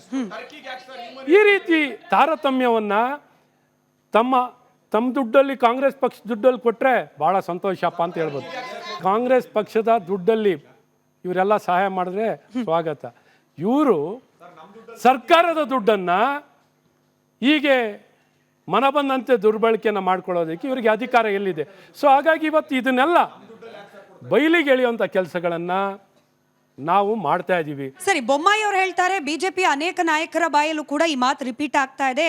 ಕೇರಳದಲ್ಲಿ ರಾಜಕಾರಣಿಗಳಿಗೆ ನೆಗಡಿ ಆದ್ರೆ ರಾಜ್ಯದ ಕಾಂಗ್ರೆಸ್ ನಾಯಕರು ಸೀನಕ್ ಶುರು ಮಾಡ್ತಾರೆ ಅಂತ ಹೇಳಿ. ಇಂತಹ ಆರೋಪ ಯಾಕೆ? ಕೇವಲ ಈ ಕೋಗಿಲು ಲೇಔಟ್ ವಿಚಾರಕ್ಕೆ ಮಾತ್ರನಾ ಅಂತ? ಕೋಗಿಲು ಲೇಔಟ್ ವಿಚಾರದಲ್ಲಾಗಲಿ ಎಲ್ಲ ವಿಚಾರದಲ್ಲೂ ಕಾಂಗ್ರೆಸ್ ಅವರಿಗೆ ಕೇರಳದಲ್ಲಿ ಹೇಗಾರ ಮಾಡಿ ಅಲ್ಲಿ ಅವ್ರ MP ಗೆದ್ದಿರುವಂಥವ್ರು, ಅವರ ಪ್ರತಿಪಕ್ಷದ ನಾಯಕರು ಮೊದಲು ಗೆದ್ದಿರು, ಈಗ ಅವ್ರ ಸೋದರಿಯರು ಗೆದ್ದಿದ್ದಾರೆ. ವಯನಾಡಲ್ಲಿ ವಿಶೇಷವಾಗಿ, ಅಲ್ಲಿ ಕೇರಳದಲ್ಲಿ ಅವ್ರ ಸರ್ಕಾರ ಇಲ್ವಲ್ಲ, ಅವ್ರ ಸರ್ಕಾರ ಇಲ್ಲದಾಗ ಇಲ್ಲಿಂದ ಕಾಂಪ್ಲಿಮೆಂಟ್ ಮಾಡಬೇಕು, ಇಲ್ಲಿಂದ ಬೆಂಬಲ ಕೊಡಬೇಕು, ಇಲ್ಲಿಂದ ಏನೇನು ಸಹಕಾರ ಕೊಡಬೇಕು ಕೊಡುವಂಥದ್ದು ಮಾಡ್ತಿದ್ದಾರೆ. ಮತ್ತು ಹೇಗೋ ಅರ್ಜೆಂಟಲ್ಲಿದ್ದಾರೆ KC ವೇಣುಗೋಪಾಲ್ ಅವರು, ಹೇಗಾರ ಮಾಡಿ ಕೇರಳ ರಾಜ್ಯದ ಮುಖ್ಯಮಂತ್ರಿ ಆಗಬೇಕು ಅಂತ ಅದು ಆಗ್ಲಿಕ್ಕೆ ಕೊಟ್ಟಿದ್ದಾರೆ. ಅದಕ್ಕೋಸ್ಕರ ಇಲ್ಲಿ ಕಾನೂನನ್ನ ಗಾಳಿಗೆ ತೂರಿ ನಾವು ಹೌಸಿಂಗ್ ಬೋರ್ಡ್ನ ಅಲ್ಲಿರೋಂಥ ಕಮಿಷನರ್ನ ಪ್ರಶ್ನೆ ಮಾಡಿದ್ವು, ನೀವು ಕೊಡ್ಲಿಕ್ಕಾಗುತ್ತಪ್ಪ ಅಂತ ಕೇಳಿದ್ರೆ ಈ ಕಾನೂನಲ್ಲಿ ಕೊಡ್ಲಿಕ್ಕಾಗಲ್ಲ ಅಂತ ಹೇಳಿದ್ದಾರೆ. ಮಾಧ್ಯಮದ ಮುಂದೆನೇ ಕೇಳಿದ್ದೀವಿ, ಈ ಕಾನೂನಲ್ಲಿ ಅವಕಾಶ ಇದೆಯಾ ಇವ್ರು ಕೊಡಲಿಕ್ಕೆ? ಇಲ್ಲ ಸಾರ್, ಅರ್ಜಿ ಹಾಕಬೇಕು, ಅರ್ಜಿ ಹಾಕಿ ಹಿರಿತನದಲ್ಲೇ ಕೊಡಬೇಕು, ಇದನ್ನು ಯಾರು ದುರ್ಬಳಕೆ ಮಾಡ್ಕೊಳ್ಳೋಕ್ಕಾಗಲ್ಲ ಅಂತ ಭಾಳ ಸ್ಪಷ್ಟವಾಗಿ ಕಮಿಷನರ್ ಸ್ಪಷ್ಟವಾಗಿ ಕಾನೂನಲ್ಲಿ ಕೋಗಿಲಿನಲ್ಲಿ ನೆಲಸಮ ಆಗಿ ಅಲ್ಲಿರುವಂಥ ಬಾಂಗ್ಲಾದೇಶಿಯರಿಗೆ ಮನೆ ಕೊಡ್ಲಿಕ್ಕೆ ಅವಕಾಶ ಇಲ್ಲ ಅಂತ ಬಹಳ ಸ್ಪಷ್ಟವಾಗಿ ನೀವೇನೋ ಘಂಟಾಘೋಷವಾಗಿ ಹೇಳ್ತಿದ್ದೀರಿ ಕೋಗಿಲು ಲೇಔಟ್ನಲ್ಲಿ ಇರೋರೆಲ್ಲ ಬಾಂಗ್ಲಾದೇಶಿಗರೇ ಅಂತ ಹೇಳಿ. But republic Kannada reality check ಮಾಡ್ತಿದೆ ಸರ್. ಇನ್ಫ್ಯಾಕ್ಟ್ ಥಣಿಸಂದ್ರದಲ್ಲೂ ಕೂಡ ಮನೆಗಳನ್ನು ನೆಲಸಮ ಮಾಡಲಾಯಿತು. ಎರಡೂ ಕಡೆಗಳಲ್ಲಿ ಜನ ಏನು ಹೇಳ್ತಿದ್ದಾರೆ, ಅದರಲ್ಲೂ ಮುಸ್ಲಿಂ ಸಮುದಾಯದ ವೋಟರ್ಸ್ ಏನು ಹೇಳ್ತಾ ಇದ್ದಾರೆ, ಮುಂದಿನ ಸತಿ ತಿಪ್ಪರ್ಲಾಗ ಹಾಕಿದ್ರು ಕೂಡ ಕಾಂಗ್ರೆಸ್ಸಿಗೆ ನಾವು ವೋಟ್ ಹಾಕೋದಿಲ್ಲ ಅಂತ ಹೇಳಿ. ಇಮಿಡಿಯೇಟ್ ಆಗಿ ನಮ್ಮ ಪ್ರತಿನಿಧಿ ಪ್ರಶ್ನೆ ಕೇಳಿದ್ರೆ, ಹಾಗಾದ್ರೆ ಬಿಜೆಪಿನ ಗೆಲ್ಲಿಸ್ತೀರಾ ಅಂತಂದ್ರೆ, ಬಿಜೆಪಿಯವರು ಕೂಡ ಇಲ್ಲಿ ರಾಜಕಾರಣ ಮಾಡ್ತಿದ್ದಾರೆ ಹೊರತು ನಮ್ಮಂತ ನಿಸ್ಸಹಾಯಕರ ಕೈ ಹಿಡಿಯೋ ಪ್ರಯತ್ನ ಅವ್ರು ಮಾಡ್ತಿಲ್ಲ. ಅಲ್ಲಿಗೆ ಅವ್ರಿಗೆ ಕಾಂಗ್ರೆಸ್ಸು ಬೇಡ, ಬಿಜೆಪಿನೂ ಬೇಡ, ಆ ಪರಿಸ್ಥಿತಿಗೆ ಬಂದಿದ್ದಾರೆ ಈ ರಾಜ್ಯದ ವೋಟರ್ಸ್. ಸರ್, ಅವರು ಬಾಂಗ್ಲಾದೇಶಿಗರಲ್ಲ, ನಮ್ಮ ರಾಜ್ಯದ ವೋಟರ್ಸ್. ನೀವು ನೋಡಿ ಸ್ಮಿತಾ ಅವರೇ, 38 ಲಕ್ಷ ಜನ ದುಡ್ಡು ಕಟ್ಟಿ ಅರ್ಜಿ ಹಾಕ್ತವ್ರಿಗೆ ನ್ಯಾಯ ಕೊಡಬೇಕಾ, ಏನು ನುಸುಳಿಗೋರರಿಗೆ ಕೊಡಬೇಕಾ, ಇಲ್ಲಿಗಲ್ ಮೈಗ್ರೆಂಟ್ಸಿಗೆ ಕೊಡಬೇಕಾ, ಬಾಂಗ್ಲಾದೇಶಿಯರಿಗೆ ಕೊಡಬೇಕಾ? ಇಲ್ಲಿ ನ್ಯಾಯಯುತವಾಗಿ ದುಡ್ಡನ್ನು ಕೊಟ್ಟು 2017ರಲ್ಲಿ ಪ್ರಾರಂಭ ಆಗಿರೋ ಯೋಜನೆ ಇದು. ಯಾವಾಗ ಪ್ರಾರಂಭ ಆಗಿರೋದು? 2017 ಆದರೂ ಈಗ ಹ್ಯಾಂಡ್ ಓವರ್ ಆಗಿರೋಂಥ ಮನೆಗಳು 2,000 ಮನೆ ಹ್ಯಾಂಡ್ ಓವರ್ ಆಗಿರೋದು. ಅರ್ಜಿಗಳು ಹಾಕಿರೋದು ಎಷ್ಟು? ಬೆಂಗಳೂರಿನಲ್ಲೇ 65,000 ಅರ್ಜಿ ಹಾಕಿರೋದು. ಸೊ ಈ ಪರಿಸ್ಥಿತಿಯಲ್ಲಿ ಈ ಸರ್ಕಾರ ದುಡ್ಡು ಕೊಟ್ಟು ಮನೆ ತಗೊಳ್ಳೋರ್ಗು ಅವಕಾಶ ಮಾಡಿಕೊಡ್ದೇನೆ ಬಡವರು ಎಲ್ಲಿಗೆ ಹೋಗಬೇಕು? ಈ ಸರ್ಕಾರ ನ್ಯಾಯಯುತವಾಗಿ ನ್ಯಾಯವನ್ನು ಗೌರವಿಸಬೇಕಾ, ಕಾನೂನನ್ನ ಅಗೌರವಿಸಿ ಅಕ್ರಮವನ್ನು ಮಾಡಿರೋಂಥ, ಇವತ್ತು ಬಿ ಡಿ ಎ ಲೇಔಟ್ಗಳಲ್ಲಿ ಅಕ್ರಮ ಮಾಡಿದರು. ಮೊನ್ನೆ ಅದೇ ಬ್ಯಾಟರಾಯನಪುರದಲ್ಲಿ ತೆರವುಗೊಳಿಸಿದ್ರು, ಅವ್ರಿಗೆ ಯಾಕೆ ಮನೆ ಕೊಡಲ್ಲ? ಈ ರೀತಿ ಅಕ್ರಮವಾಗಿ ಮನೆ ಕಟ್ಟಿದಾರಲ್ಲ, ಎಲ್ಲ ಕಡೆ ಕಟ್ತಾ ಇದ್ದಾರಲ್ಲ, ಅವ್ರಿಗೂ ಎಲ್ಲ ಮನೆ ಕೊಡಿ. ಸರಿ, ಇವತ್ತು ಕೆರೆನಲ್ಲಿ ತೆರವುಗೊಳಿಸಿದ್ರಲ್ಲ, ಕೆರೆಗಳಲ್ಲಿ ಹಲವಾರು ಕೆರೆಗಳಲ್ಲಿ ತೆರವುಗೊಳಿಸಿದ್ರು, ಅವ್ರಿಗೆಲ್ಲ ಯಾಕೆ ಮನೆ ಕೊಟ್ಟಿಲ್ಲ? ಇನ್ನು ಅವ್ರೇನು ಮನುಷ್ಯರಲ್ವಾ ಇವ್ರಿಗೆ? ನಾವು ಹೋರಾಟನೂ ಮಾಡಿದ್ದೀವಿ, ಸ್ಪಷ್ಟವಾಗಿ ಮನೇನೂ ಕೊಡಿ ಅಂತ ಕೇಳಿದ್ದೀವಿ, ನೀವು ಕೊಟ್ಟಿಲ್ಲ. ಈ ಸರ್ಕಾರಕ್ಕೆ ಎಲ್ಲಿ ಮುಸಲ್ಮಾನರು ಬಿಟ್ಟರೆ ಬೇರೆ ಸರ್ಕಾರಕ್ಕೆ ಯಾರು ಕಾಣಲ್ಲ. ಸರಿ, ನಾನು ಈ ಕೋಗಿಲು ಲೇಔಟ್ ವಿಚಾರಕ್ಕೆ ಸಂಬಂಧಪಟ್ಟಂತೆ ಆಡಿಯನ್ಸ್ಗೆ ಪ್ರಶ್ನೆ ಕೇಳಲಿಕ್ಕೆ ಅವಕಾಶ ಕೊಡೋಕೆ ಮುಂಚೆ ಈ ವಿಚಾರಕ್ಕೆ ನನ್ನ ಕಡೆ ಪ್ರಶ್ನೆ. ಕಾಂಗ್ರೆಸ್ನವರೇನೋ ಮುಸ್ಲಿಂ ಓಟ್ಗಳ ಓಲೈಕೆಗೋಸ್ಕರ ರಾಜಕಾರಣ ಮಾಡ್ತಿದ್ದಾರೆ, ಬಿಜೆಪಿಗೆ ಮುಸಲ್ಮಾನರ ಓಟೇ ಬೇಡವಾ? ಖಂಡಿತ ನಂಬಬೇಕು, ನಾವೇನು ಬೇಡ ಅಂತ ಹೇಳಲ್ಲ. ಆದರೆ ಈ ರೀತಿ ತುಷ್ಟೀಕರಣ ಓಲೈಸೋ ಮಾಡೋ ಕೆಲಸ ನಾವು ಮಾಡಲ್ಲ. ನಾವು ಮುಸಲ್ಮಾನರು ನಮ್ಮ ಭಾರತೀಯರಂತಲೇ ಹೇಳೋದು. ಆದರೆ ಓಲೈಸುವಂಥರು ಓಲೈಕ ರಾಜಕಾರಣವನ್ನು ಖಂಡಿಸ್ತೀವಿ. ಏನು ಅಪೀಸ್ಮೆಂಟ್ ಪೊಲಿಟಿಕ್ಸ್ ನಾವು ಎಗನೆಸ್ಟ್ ಆಗಿದ್ದೀವಿ. ನಮ್ಮ ಅಪೀಸ್ಮೆಂಟ್ ಪರವಾಗಿಲ್ಲ, ಡಿವಿಸಿವ್ ಪೊಲಿಟಿಕ್ಸಿಗೆ ಪರವಾಗಿಲ್ಲ, ವೋಟ್ ಬ್ಯಾಂಕ್ ಪೊಲಿಟಿಕ್ಸಿಗೆ ಸಂಪೂರ್ಣವಾಗಿ ವಿರೋಧಿಸ್ತೀವಿ. ಈ ರೀತಿ ಕಾನೂನನ್ನ ದುರ್ಬಳಕೆ ಮಾಡಲಿಕ್ಕೆ ವಿರೋಧಿಸ್ತೀವಿ. ನ್ಯಾಯಯುತವಾಗಿ 38 ಲಕ್ಷ ಜನ ಅರ್ಜಿ ಹಾಕಿದ್ದಾರೆ, ಅವ್ರಿಗೆ ಯಾಕೆ ಕೊಡಲ್ಲ? ಅವ್ರ ಪರವಾಗಿ ನಿಂತ್ಕೋಬೇಕಾ? ಈ ರೀತಿ ಬಾಂಗ್ಲಾದೇಶಿಯರ ಪರವಾಗಿ ನಾವು ನಿಂತ್ಕೋಬೇಕಾ? ಬಾಂಗ್ಲಾದೇಶಿಯರ ಪರವಾಗಿ ನಿಂತ್ಕೊಂಡ್ರೆ ನಾವ್ಯಾಕೆ ಬೇಕಾಗಿತ್ತು? ಇಲ್ಲಿ ಅವ್ರ ಹತ್ರ BPL ಕಾರ್ಡ್ ಇದೆ, ಆಧಾರ್ ಕಾರ್ಡ್ ಇದೆ, ಬರ್ತ್ ಸರ್ಟಿಫಿಕೇಟ್ ಇದೆ, ಅಂಥವ್ರಿಗೂ ಬಾಂಗ್ಲಾದೇಶಿ ಅಂತಿರಲ್ಲ. ಕರೆಕ್ಟಾಗಿ ನೀವು ಅದ್ರ ಬಗ್ಗೆ ತನಿಖೆ ಮಾಡಿ ಕ್ರಮ ತಗೊಳ್ಳೋದಾಗಿದ್ರೆ, ಯಾರು ಆಧಾರ್ ಕಾರ್ಡ್ ಕೊಟ್ಟರೋ, ಯಾರು BPL ಕಾರ್ಡ್ ಕೊಟ್ಟರೋ ಅವ್ರ ಮೇಲೂ ಕ್ರಮ ತಗೊಳ್ಳಿ ಸರ್. ಏನು ಕ್ರಮ ತಗೊಳ್ದೇನೆ ಏಕಾಏಕಿ ನೀವು ಬಾಂಗ್ಲಾದೇಶಿ ಅಂದರೆ ಏನರ್ಥ? ನಮ್ಮ ಸರ್ಕಾರ ಈಗ 10 ವರ್ಷದಲ್ಲಿ ಬಂದಿರುವಂಥದ್ದು, ಕೇಂದ್ರದಲ್ಲಿ 11 ವರ್ಷದಲ್ಲಿ. 60 ವರ್ಷ ಕಾಲ ಅಧಿಕಾರದಲ್ಲಿದ್ದಾಗ ಕಾಂಗ್ರೆಸ್ ಅವ್ರ ಕಾಲದಲ್ಲಿ ಈ ರೀತಿ ನುಸುಳಿಗೋರರು, ಇಲ್ಲಿಗಲ್ ಇಮಿಗ್ರೆಂಟ್ಸ್. ಸರ್, ಹಾಗಾದ್ರೆ ಕೇಂದ್ರ ಸರ್ಕಾರ ಸಂಪೂರ್ಣವಾಗಿ ವಿಫಲ ಆಗಿದೆ ಅಂತ ನೇರವಾಗಿ ಒಪ್ಕೊಂಡಂಗಾಯ್ತು. ನಾನು ಉತ್ತರ ಕೊಡ್ತಾ ಇದ್ದೀನಲ್ಲ, ಅವಕಾಶ ನಾನು ನಮ್ಮ ಸರ್ಕಾರದ ಅವಧಿಯಲ್ಲಿ ಅಲ್ಲ, ಒಂದು ನಿಮಿಷ, ನಮ್ಮ ಸರ್ಕಾರದ ಅವಧಿಯಲ್ಲಿ ಈ ರೀತಿ ಇಲ್ಲಿಗಲ್ ಆಗಿ ಬರೋದನ್ನ ಸಂಪೂರ್ಣವಾಗಿ ತಡಿಲಿಕ್ಕೆ ಎಲ್ಲ ರೀತಿಯಾದಂಥ ಕ್ರಮವನ್ನು ವಹಿಸುವಂಥದ್ದಾಗ್ತಿದೆ. ಹಾಗಾಗಿನೇ CAA ತಂದಿದ್ದು. CAA ಕಾನೂನ ತಂದದ್ದು ಇತಿಹಾಸದಲ್ಲಿ ಹಲವಾರು ವರ್ಷದಿಂದನೇ ತರಬೇಕಿತ್ತು. ಸ್ವಾತಂತ್ರ್ಯ ಬಂದಂಥ ಸಂದರ್ಭದಲ್ಲೇ ಈ ಕಾನೂನನ್ನ ತರ್ತೀವಿ ಅಂತ ಕಾಂಗ್ರೆಸ್ನವರು ಹೇಳಿದರು. ಆದರೆ ತರುವಂಥ ಶಕ್ತಿ ಅವ್ರಿಗೆ ಯಾವತ್ತೂ ಇರಲಿಲ್ಲ. ಇವತ್ತು ತರುವಂಥ ಕಾನೂನನ್ನ ಆಯಿತು, ಪ್ರಯೋಜನ ಕೇಳಿ. CAA ಅನುಷ್ಠಾನ ಮಾಡಲಿಕ್ಕೆ ಎಷ್ಟು ರೀತಿ ಅಡಚಣೆಯನ್ನು ಕಾಂಗ್ರೆಸ್ ಪಕ್ಷದವರೇ ಯಾವ ರೀತಿ ಅಡಚಣೆ ಸಮಸ್ಯೆನ ನಿರ್ಮಾಣ ಮಾಡಿದ್ದೀರಾ, ಅದ್ರ ಮಧ್ಯದಲ್ಲೂ ಅನುಷ್ಠಾನವನ್ನು ಮಾಡಲಿಕ್ಕೆ ಪ್ರಾಮಾಣಿಕ ಪ್ರಯತ್ನ ಇವತ್ತು ನಡೆದು ಮಾಡ್ತಿರೋವಂಥದ್ದಿದೆ. ಶಾಹಿನ ಭಾಗದಲ್ಲಿ ನಿಂತ್ಕೊಂಡು ಇದಕ್ಕೆ ಸಮಸ್ಯೆ ನಿರ್ಮಾಣ ಮಾಡಿದವ್ರು ಯಾರು, ಇದಕ್ಕೆ ಬೆಂಬಲವಾಗಿ ನಿಂತವ್ರು ಯಾರು, ಯಾವ ರೀತಿ ಸಮಸ್ಯೆನ ಇಡೀ ದೇಶ ವ್ಯಾಪ್ತಿಯಲ್ಲಿ ನಿರ್ಮಾಣ ಮಾಡಿದ್ದೀರಾ, ಇದೆಲ್ಲ ಗೊತ್ತಿರೋದು. ಆದರೂ ಇವತ್ತು SIRನಲ್ಲೂ ಈ ಕ್ರಮ ವಹಿಸುವಂಥದ್ದಾಗ್ತಿದೆ. SIR ಮೂಲಕನೂ ಈ ಐಡೆಂಟಿಟಿ, ನೀವು ಹೇಳಿದ್ರಲ್ಲ ಆಧಾರ್ ಇಟ್ಕೊಂಡಿದ್ದಾರೆ, 56 ಐಡೆಂಟಿಟಿ ಕಾರ್ಡ್ ಇದೆ. 56 ಐಡೆಂಟಿಟಿ ಕಾರ್ಡ್ ಇದ್ರೂ ಸಹ ಇವರು ಮತದಾರ ಪಟ್ಟಿನಲ್ಲಿ ಯಾರ್ಯಾರು ಇದ್ದಾರಲ್ಲ, ಮತದಾರ ಪಟ್ಟಿಯಲ್ಲಿ ಈಗ ಕೆಲವು ರಾಜ್ಯದಲ್ಲಿ ಎಷ್ಟೆಷ್ಟು ಲಕ್ಷ ಜನ ಕೈ ಬಿಟ್ಟು ಹೋಗ್ತಿದ್ದಾರೆ ಅನ್ನೋದು ನೀವೇ ನೋಡ್ತಿದ್ದೀರ. ಅದೇ ದಾರಿಯಲ್ಲಿ ಕರ್ನಾಟಕ ರಾಜ್ಯದಲ್ಲೂ ಇವತ್ತು ಅದನ್ನು ಕ್ರಮವನ್ನು ವಹಿಸಿದಾಗ ಕಾಂಗ್ರೆಸ್ ಪಕ್ಷ ಸ್ವಾಗತಿಸ್ತಾ, ಇವತ್ತು ಅದನ್ನು ವಿರೋಧಿಸ್ತಾನೆ ಹೋದರು. ಇವತ್ತು ಬಾಂಗ್ಲಾದೇಶಿಯರು ನಮ್ಗೆ ಓಟ್ ಹಾಕ್ತಾರೆ ಅನ್ನೋಂಥ ಒಂದು ಭರವಸೆಯಲ್ಲಿ, ವಿಶ್ವಾಸದಲ್ಲಿ ಇವತ್ತು ಕಾಂಗ್ರೆಸ್ ಪಕ್ಷ ಅವ್ರ ಪರವಾಗಿ ನಿಂತ್ಕೊಳ್ತಾ ಇದೆ. ಹಾಗಾಗಿ ಇವತ್ತು ನಾವು ಇದನ್ನೆಲ್ಲ ತಡಿಲಿಕ್ಕೆ, ಸ್ವಚ್ಛವನ್ನಗೊಳಿಸಲಿಕ್ಕೆ, ಇವತ್ತು ಮತದಾರ ಪಟ್ಟಿ, ಇವತ್ತು ಬೇರೆ ದೇಶದವರು ಐಡೆಂಟಿಟಿ ಕಾರ್ಡ್, ನಮ್ಮ ಸ್ನೇಹಿತರು ಹೇಳಿದಾಗೆ ಐಡೆಂಟಿಟಿ ಕಾರ್ಡ್ ಇದ್ದರೂ ಅವರು SIRನಲ್ಲಿ ಸೇರ್ಕೊಳ್ಳಲ್ಲ. ಹಾಗಾಗಿ ಇವರೆಲ್ಲ ಯಾವ ರೀತಿ ಜಾಲ ಇದೆ ಅನ್ನೋಂಥದ್ದು ಇವರು ಹೇಳಿದ್ದಾರೆ. ಇನ್ನು ಮುಂದಿನ ದಿನದಲ್ಲೂ ಇದನ್ನು ಇನ್ನೂ ಆಚೆ ಬರುತ್ತೆ. ಯಾವ ರೀತಿ ಇವರು ಫೇಕ್ ಕಾರ್ಡ್ಗಳು ಮಾಡ್ಕೋತಿದ್ದಾರೆ, ವ್ಯವಸ್ಥಿತವಾಗಿ ಜಾಲ ಇದೆ, ಇವ್ರ ಪರವಾಗಿ ಯಾರಿದ್ದಾರೆ, ಇವ್ರಿಗೆ ಸಾಫ್ಟ್ ಲ್ಯಾಂಡಿಂಗ್ ಎಲ್ಲ ಆಗುತ್ತೆ, ಎಲ್ಲಿಂದ ಬರ್ತಾರೆ, ಇಲ್ಲಿಂದ ಯಾರ್ಯಾರಿದ್ದಾರೆ, ಎಲ್ಲ ವ್ಯವಸ್ಥಿತವಾಗಿ ನಡೀತಿರೋಂಥ ಒಂದು ಜಾಲ ರಾಜ್ಯದಲ್ಲಿ ನಡೀತಿರೋದು ಗೊತ್ತಿದೆ. ಬೇರೆ ರಾಜ್ಯದಲ್ಲೂ ನಡೆಸ್ತಾ ಇರೋದು ಅವ್ರ ಪರವಾಗಿರೋರು ಇದ್ದಾರೆ. 38 ಲಕ್ಷ ದುಡ್ಡು ಕಟ್ಟಿ ಕಾಯ್ತಾ ಇದ್ದಾರೆ ಅಂದ್ರಿ. ನಾನು ದುಡ್ಡು 38 ಲಕ್ಷ ಜನ ಕಾಯ್ತಾ ಇದ್ದಾರೆ ಅಂತ ನಾನು ಕಟ್ಟಿದ್ದೀನಿ. ಆದರೆ ನನಗೆ ಮನೆ ಇದೆ, ನಾನು ರಸ್ತೆಯಲ್ಲಿಲ್ಲ. ಸೂರಿಲ್ಲದವರಿಗೆ ಮನೆಗಳನ್ನು ಕೊಡುವುದು ಸರ್ಕಾರದ ಮೊದಲ ಆದ್ಯತೆ. ಪೂರ್ತಿ ಹೇಳ್ಬಿಡ್ತೀನಿ. ಕನ್ನಡಿಗರಲ್ಲದವರಿಗೆ ಇಲ್ಲಿ ಮನೆ ಕೊಡಲ್ಲ. ನಿಯಮಗಳನ್ನು ಮೀರಿ ಮನೆ ಕೊಡೋದಕ್ಕೆ ಬರೋದೇ ಇಲ್ಲ. ನೀವು ಹೇಳಿದ್ದು ನಾನು ಒಪ್ತೀನಿ. ಮನೆ ಕೊಡ್ತೀವಿ ಅಂದಿದ್ದು ಹೌದು, ಆದರೆ ನಿಯಮಗಳನ್ನು ಮೀರಿ ಕೊಡ್ತೀವಿ. ಕನ್ನಡಿಗರಿಗೆ ಅಲ್ಲದವ್ರಿಗೆ ಮನೆ ಕೊಡ್ತೀವಿ, ಬಾಂಗ್ಲಾದವ್ರಿಗೆ ಮನೆ ಕೊಡ್ತೀವಿ. ಸಾಧ್ಯವೇ ಇಲ್ಲ. ಅಪ್ಪಿತಪ್ಪಿ ಏನಾದರೂ ಕೊಡೋ ಪ್ರಯತ್ನಗಳನ್ನು ಮಾಡಿದ್ರು ಕೂಡ ನೀವು ಸುಮ್ಮನೆ ಇರೋದಿಲ್ಲ. ನೀವು ಕೋರ್ಟ್ಗೆ ಹೋಗ್ತೀರಿ, ಅದಕ್ಕೆ ಸ್ಟೇ ತಂದೆ ತರ್ತೀರಿ, ಕೊಡೋದಕ್ಕೆ ಬರೋದೇ ಇಲ್ಲ. ಕನ್ನಡಿಗರಿಗೆ ಮಾತ್ರ ಮನೆ, ನೆನ್ಪಿಟ್ಕೊಳ್ಳಿ. ಜನವರಿ 2ನೇ ತಾರೀಕು ಕೋಗಿಲು ಲೇಔಟ್ಗೆ ಹೋಗಿ ಗುಡ್ ನ್ಯೂಸ್ ಕೊಡ್ತಿದೆ ಸರ್ಕಾರ ಅಂತ ಹೇಳಿದ ಜಮೀರ್ ಅವ್ರ ಪಾಪ ಇವ್ರು ಕಲ್ತಷ್ಟು ಕಲೀಲಿಲ್ಲ ಅನ್ಫಾರ್ಚುನೇಟ್ಲಿ. ಈಗ ನಮ್ಮ ಭಾರತ ದೇಶವನ್ನು ಆಳ್ತಾ ಇರೋ BJP ಸರ್ಕಾರ, ನರೇಂದ್ರ ಮೋದಿ ಅವರು ವಿಶ್ವಕ್ಕೆ ಗುರುಗಳು ಸರ್. ನೀವು ಕರ್ನಾಟಕದಲ್ಲಿ ನಿಂತ್ಕೊಂಡು ನುಸುಳುಕೋರರು ಬರ್ತಾ ಇದ್ರೆ, ನುಸುಳುಕೋರರು ಅಲ್ಲಿ ಮೋದಿ ಸಾಹೇಬರು ಸಹ ದೀದಿಯವರ ವಿರೋಧವಾಗಿ ಭಾಷಣ ಮಾಡಬೇಕಾದ್ರೆ ಇದೇ ಮಾತನ್ನು ಹೇಳ್ತಾರೆ. ಆಮೇಲೆ ಗೃಹ ಸಚಿವರಾದ ಅಮಿತ್ ಶಾ ಅವರು ಇದೇ ಮಾತನ್ನು ಹೇಳ್ತಾರೆ. ವಿಶ್ವಗುರುಗಳು ಯಾರಿಗೆ ಸರ್ ಆಗಿರೋದು? ನರೇಂದ್ರ ಮೋದಿ ಅವರು. ನಮಗೆ ಇದೊಂದು ಪ್ರಶ್ನೆ ಕಾಡ್ತಿದೆ ಸರ್. ದೇಶನ ಕಾಪಾಡ್ಕೊಳ್ಳೋಕ್ಕೆ ದೇಶಕ್ಕೆ ಬರ್ತಾ ಇರೋ ನುಸುಳುಕೋರರನ್ನು ತಡೆಯೋಕ್ಕೆ ಆಗದೆ ಇರೋರು ನಾಳೆ ಪಾಕಿಸ್ತಾನದಿಂದ ಬಂದು ಗುಂಡಲ್ ರಾಕೆಟ್ ಬಿಡ್ತಾರೋ, ಬಾಂಬ್ ಹಾಕ್ತಾರೋ, ಇನ್ನು ನಮ್ಮ ದೇಶನ ಹೆಂಗೆ ಕಾಪಾಡ್ತಾರೆ ಸರ್? ಜನರನ್ನ ತಡೆಯೋಕ್ಕಾಗ್ತಿಲ್ಲ ವಿಶ್ವಗುರುಗಳ ಕೈಯಲ್ಲಿ. ವಿಶ್ವಗುರು ಅನ್ನೋಂಥದ್ದು ಒಂದು ಮಾನವೀಯತೆಯಲ್ಲಿ ಆಧಾರದಲ್ಲಿ ಒಂದು ಒಳ್ಳೆ ಸಂಬಂಧ, ಒಂದು ಸಂಪರ್ಕ, ವಿಶ್ವದಲ್ಲಿ ವಸುದೈವ ಕುಟುಂಬಕಂ ಅನ್ನೋವಂಥ ಒಂದು ಕಾನ್ಸೆಪ್ಟ್ನಲ್ಲಿ ಕೆಲಸ ಮಾಡೋವಂಥದ್ದು, ಜನರನ್ನು ಕಾಪಾಡೋಕ್ಕೇನೆ. ಆದರೆ ಹಂಗಂತ ನಾವೇನು ಬಾಂಗ್ಲಾದೇಶಿಯರನ್ನ ನಮ್ಮ ದೇಶದ ಒಳಗಡೆ ಬರಲಿಕ್ಕೆ ನಾವೇನು ಸ್ವಾಗತಿಸ್ತಿಲ್ಲ. ಅವರನ್ನು ತಡೆಗಟ್ಟಲಿಕ್ಕೆ ಇವತ್ತು ಭಾಳಷ್ಟು ಬಲವಾದ ಕ್ರಮವನ್ನು ವಹಿಸಿ ಹಲವಾರು ರೀತಿ ಕಾನೂನುಗಳನ್ನು ನಮ್ಮ ಭಾರತೀಯರು, ನಮ್ಮ ಬೇರೆ ಬೇರೆ ಮೈನಾರಿಟಿಗಳು ಆ ದೇಶದಲ್ಲಿದ್ದು ಏನು ಅವರ ಒಂದು ಕಿರುಕುಳ, ಅವರ ಪರ್ಸಿಕ್ಯೂಷನ್, ಇವನ್ನೆಲ್ಲ ತಡಿಲಿಕ್ಕಾಗದೆ ಅವರು ವಲಸೆ ಬಂದಂಥವರು ನಮ್ಮ ದೇಶಕ್ಕೆ. ಇವತ್ತಲ್ಲಿ ಮುಸ್ಲಿಂ ಮೆಜಾರಿಟಿ ಇರುವಂಥ ದೇಶದಲ್ಲಿ ಎಷ್ಟು ಜನಸಂಖ್ಯೆ ಇದ್ರು, ಆ ದೇಶದಲ್ಲಿ ಹಿಂದೂಗಳು ಎಷ್ಟು ಜನ ಇದ್ದರು, ಇವತ್ತು ಎಷ್ಟು ಪರ್ಸೆಂಟೇಜ್ ಇದ್ದಾರೆ, ಇವತ್ತು ಭಾರತದಲ್ಲಿ ಎಷ್ಟು ಪರ್ಸೆಂಟೇಜ್ ಜನ ಮುಸಲ್ಮಾನರಿದ್ದರು, ಎಷ್ಟು ಜನ ಆಗಿದ್ದಾರೆ, ಆ ಪಾಕಿಸ್ತಾನದಲ್ಲಿ ಎಷ್ಟು ಜನ ಇದ್ದರು, ಬಾಂಗ್ಲಾದೇಶದಲ್ಲಿ ಎಷ್ಟು ಜನ ಇದ್ದರು, ಇವತ್ತು ಎಷ್ಟು ಪರ್ಸೆಂಟೇಜ್ ಇದ್ದಾರೆ ಅಂತ ಹೇಳಬೇಕು. ಇವತ್ತು ಅಲ್ಲಿ ಅವ್ರನ್ನ ಕಿರುಕುಳ ಕೊಡ್ತಿರೋದು, ಅವ್ರ ಜೀವ ತೊಗೊಳ್ತಿರೋದು, ಏನು ಬಹಿರಂಗವಾಗಿ ಅವರಿಗೆ ಪ್ರಾಣಾಪಾಯ ಆಗ್ತಿದ್ದಾಗ ಯಾರು ಅವ್ರ ರಕ್ಷಣೆಗೆ ಬರ್ತಿದ್ದಾರಾ? ಯಾರು ಒಬ್ಬರು ಕಾಂಗ್ರೆಸ್ ಪಕ್ಷದ ನಾಯಕರು ಮಾತಾಡ್ತಿದ್ದಾರಾ? ಅವರ ರಕ್ಷಣೆಗೆ ಮಾತಾಡ್ತಿದ್ದಾರಾ? ಯಾರು ಒಬ್ಬರು ಮಾತಾಡ್ತಿದ್ದಾರಾ?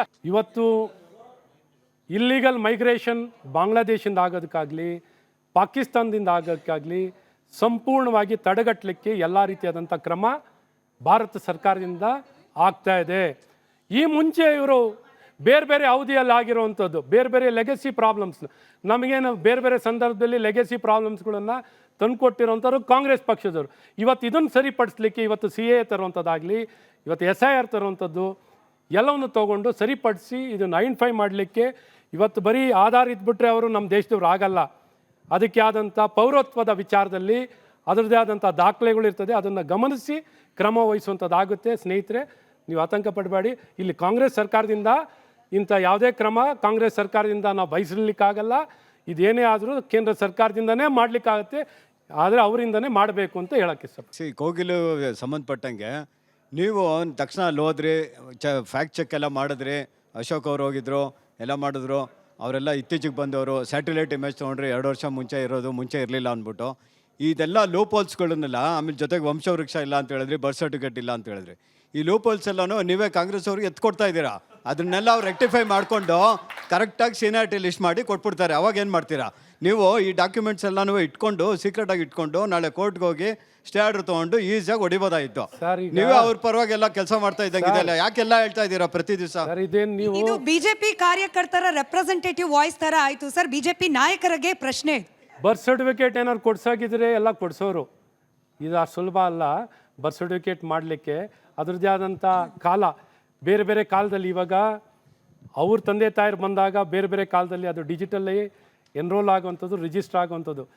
ಈಗ ಬಂದವರು ಅವ್ರ ಮಕ್ಕಳನ್ನ ಮಾಡ್ಕೋಬೋದೇ ಹೊರ್ತು ಅವ್ರ ತಂದೆ ತಾಯರು ಮಾಡಲಿಕ್ಕೆ ಅದಕ್ಕೆ ವಂಶಾವಳಿ ಕೇಳೋದು, ಯಾರ ಮಗು ಎಲ್ಲಿ ಹುಟ್ಟಿದ್ದು ಯಾರು ಅಂತ ಕೇಳ್ಕೊಳ್ಳೋವಂಥದ್ದು ಆಗುತ್ತೆ.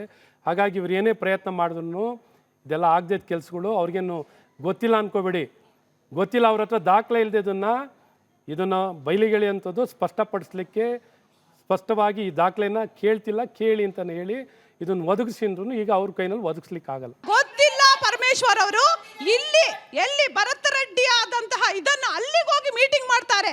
ಅದು ಯಾರು? DCM ಅವರ ನೇತೃತ್ವದಲ್ಲಿ ಇದೇ ತಿಳ್ಕೊಳ್ಳಿ. ಇಲ್ಲಿ DCM ಯಾರು, ಗೃಹ ಸಚಿವರು ಯಾರು ಅಂತ ಕಾಂಗ್ರೆಸ್ ಅವ್ರನ್ನ ಕೇಳಕ್ ಇಷ್ಟಪಡ್ತೀನಿ. ಗೃಹ ಸಚಿವರು ಹೋಗಿ ಅಲ್ಲಿ ನೋಡಬೇಕಾಗಿದ್ದು, ಉಪಮುಖ್ಯಮಂತ್ರಿಗಳು ಹೋಗಿ ಬಹಿರಂಗವಾಗಿ ತಪ್ಪು ಮಾಡಿದವ್ರ ಪರವಾಗಿ ನಿಂತ್ಕೊಂಡು ಬ್ಯಾಟಿಂಗ್ ಹೊಡೆದು ಬಂದರು. ಸೊ ಹಾಗಾಗಿ ತಪ್ಪು ಮಾಡಿದವ್ರ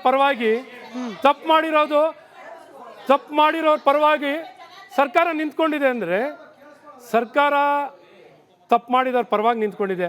ಅವರು ಬಂಡತನದ ಅತಿರೇಕ, ಬಂಡತನ ಅಷ್ಟೇ, ಅದು ಬಂಡತನ. ಇವಾಗ ಮಹಾರಾಷ್ಟ್ರ ಪೊಲೀಸವರು ಬಂದು ಮೈಸೂರಿನಲ್ಲಿ ಪತ್ತೆ ಹಚ್ಚುವಂಥದ್ದು, ಗುಲ್ಬರ್ಗಾದಲ್ಲಿ ಪತ್ತೆ ಹಚ್ಚುವಂಥದ್ದು, ಬೆಂಗಳೂರಿನಲ್ಲಿ ಪತ್ತೆ ಹಂಚೋದು. Karnataka home department, Karnataka police ಏನು ಮಾಡ್ತಿದ್ದಾರೆ? ಸೊ ಮಹಾರಾಷ್ಟ್ರ ಪೊಲೀಸವ್ರು ಬಂದು ಇದನ್ನೆಲ್ಲ ಏನು ಪತ್ತೆ ಹಚ್ಚುವಂಥ ಕೆಲಸಗಳನ್ನು ಮಾಡ್ತಿದ್ದಾರೆ. ಹಾಗಾಗಿ ಇಲ್ಲಿ ಎಲ್ಲ ರೀತಿಯಾದಂಥ ಈ ಕೆಲಸಗಳು, ಚಟುವಟಿಕೆಗಳು ನಡೀತಿದೆ ಅನ್ನೋದಕ್ಕೂ ಮತ್ತು ಆ ಪೊಲೀಸ್ ಇನ್ಸ್ಪೆಕ್ಟರ್ಗಳು ಹ್ಯಾಂಡ್ ಇನ್ ಗ್ಲೋ ಇದ್ರು ಅಂತಲೂ ಇವತ್ತು ಅವರು ಅದನ್ನು ಮುಚ್ಚಾಕ್ಲಿಕ್ಕೆ ಸಸ್ಪೆನ್ಷನ್ ಮಾಡಿರೋಂಥ ಅವರು ಇನ್ಸ್ಪೆಕ್ಟರ್ ಸ್ವತಃ ಸಸ್ಪೆನ್ಷನ್ ಆಗಿರೋಂಥದ್ದು ನೀವು ನೋಡಿದ್ದೀರಾ. ಹಾಗಾಗಿ ಈ ಸರ್ಕಾರದಲ್ಲಿ ಭಾಳ ಸ್ಪಷ್ಟವಾಗಿ ವ್ಯಕ್ತ ಆಗುತ್ತೆ, ಎಲ್ಲೆಲ್ಲೂ ನೋಡ್ರೂ ಮಾದಕ ವಸ್ತುಗಳು ಎಲ್ಲೆಲ್ಲಿ ಬೇಕಾದ್ರೂ ಸಿಗುತ್ತೆ. ಇದಕ್ಕೆ ಎಲ್ಲ ಒಂದು ಕಡೆ ಉತ್ತೇಜನ, ಎಲ್ಲ ಕಡೆ ಸಿಗ್ತಿರೋದು ಭಾಳ ಸ್ಪಷ್ಟವಾಗಿ ವ್ಯಕ್ತವಾಗ್ತಿರೋದು. ಬಳ್ಳಾರಿಯಿಂದ ಬಿಜೆಪಿಯ ಫೇವರೇಟ್ ಟಾಪಿಕ್ ಹಿಂದುತ್ವದ ಕಡೆಗೆ ಹೋಗೋಣ. ಅಶ್ವಥ್ ನಾರಾಯಣ್ ಸರ್, ನನ್ನ ನೇರ ಪ್ರಶ್ನೆ, ಜಮೀರ್ ಅಹಮದ್ ಖಾನ್ ಅವ್ರು ಕಂಡ್ರೆ ಬಿಜೆಪಿ ನಾಯಕರಿಗೆ ಏನಾದರೂ ಎಕ್ಸ್ಟ್ರಾ ಲವ್ ಅಂತ? ಯಾಕೆಂದ್ರೆ ಅವರದೇ ಕ್ಷೇತ್ರದಲ್ಲಾದ 2-3 ಘಟನೆ ನಾನು ಉಲ್ಲೇಖ ಮಾಡ್ತೀನಿ. ಗೋಮಾತೆಯ ಕೆಚ್ಚಲಿಗೆ ಬ್ಲೇಡ್ ಹಾಕ್ತಾನೆ ಒಬ್ಬ ಮಾನಸಿಕ ಅಸ್ವಸ್ಥ ಅಂತ ಹೇಳಿ ವ್ಯಕ್ತಿಯನ್ನ ತೋರಿಸಿ ಅರೆಸ್ಟ್ ಮಾಡಿಸ್ತಾರೆ. ಇದು ಹಿಂದೂ ಕಾರ್ಯಕರ್ತರಿಗೆ ಸಮಾಧಾನ ತರಲಿಲ್ಲ, ಇದೊಂದು ಕವರಪ್ ತಂತ್ರ ನಡೆದಿದೆ ಅನ್ನೋ ಆರೋಪ. ಮೊನ್ನೆ ನಡೆದ ಘಟನೆ ಓಂ ಶಕ್ತಿ ಮಾಲಾಧಾರಿ ಮಹಿಳೆಯರ ಮೇಲೆ ಕಲ್ತೂರಾಟ ಆಗತ್ತೆ, ಮಕ್ಕಳು ಇಲ್ಲಿ ಅಪರಾಧಿಗಳು ಅಂತ ಹೇಳಿ ಅವ್ರನ್ನ ಒಳಗೆ ಕಳಿಸ್ತಾರೆ. ಇದು ಕೂಡ ಅಲ್ಲಿರುವ ಸ್ಥಳೀಯರಿಗೆ ಹಾಗೆ ಹಿಂದೂ ಕಾರ್ಯಕರ್ತರಿಗೆ ಸಮಾಧಾನ ತರಲಿಲ್ಲ. ಆದರೆ ಬಿಜೆಪಿ ಮಾತ್ರ ನೆಪಪಾತ್ರಕ್ಕೆ ಅನ್ನೋ ರೀತಿಯಲ್ಲಿ ಘಟನೆಯನ್ನ ಖಂಡಿಸ್ತಿದೆಯೇ ಹೊರತು ನಿಮ್ಮ ಪ್ರಖರವಾದ ಹಿಂದುತ್ವ 2 ಪ್ರಕರಣದಲ್ಲಿ ಕಾಣೋಕೆ ಸಿಗಲಿಲ್ಲ. ನೋಡಿ, ಬಾರಿನೂ ಭಾಳ ಸ್ಪಷ್ಟವಾಗಿ ಎಲ್ಲ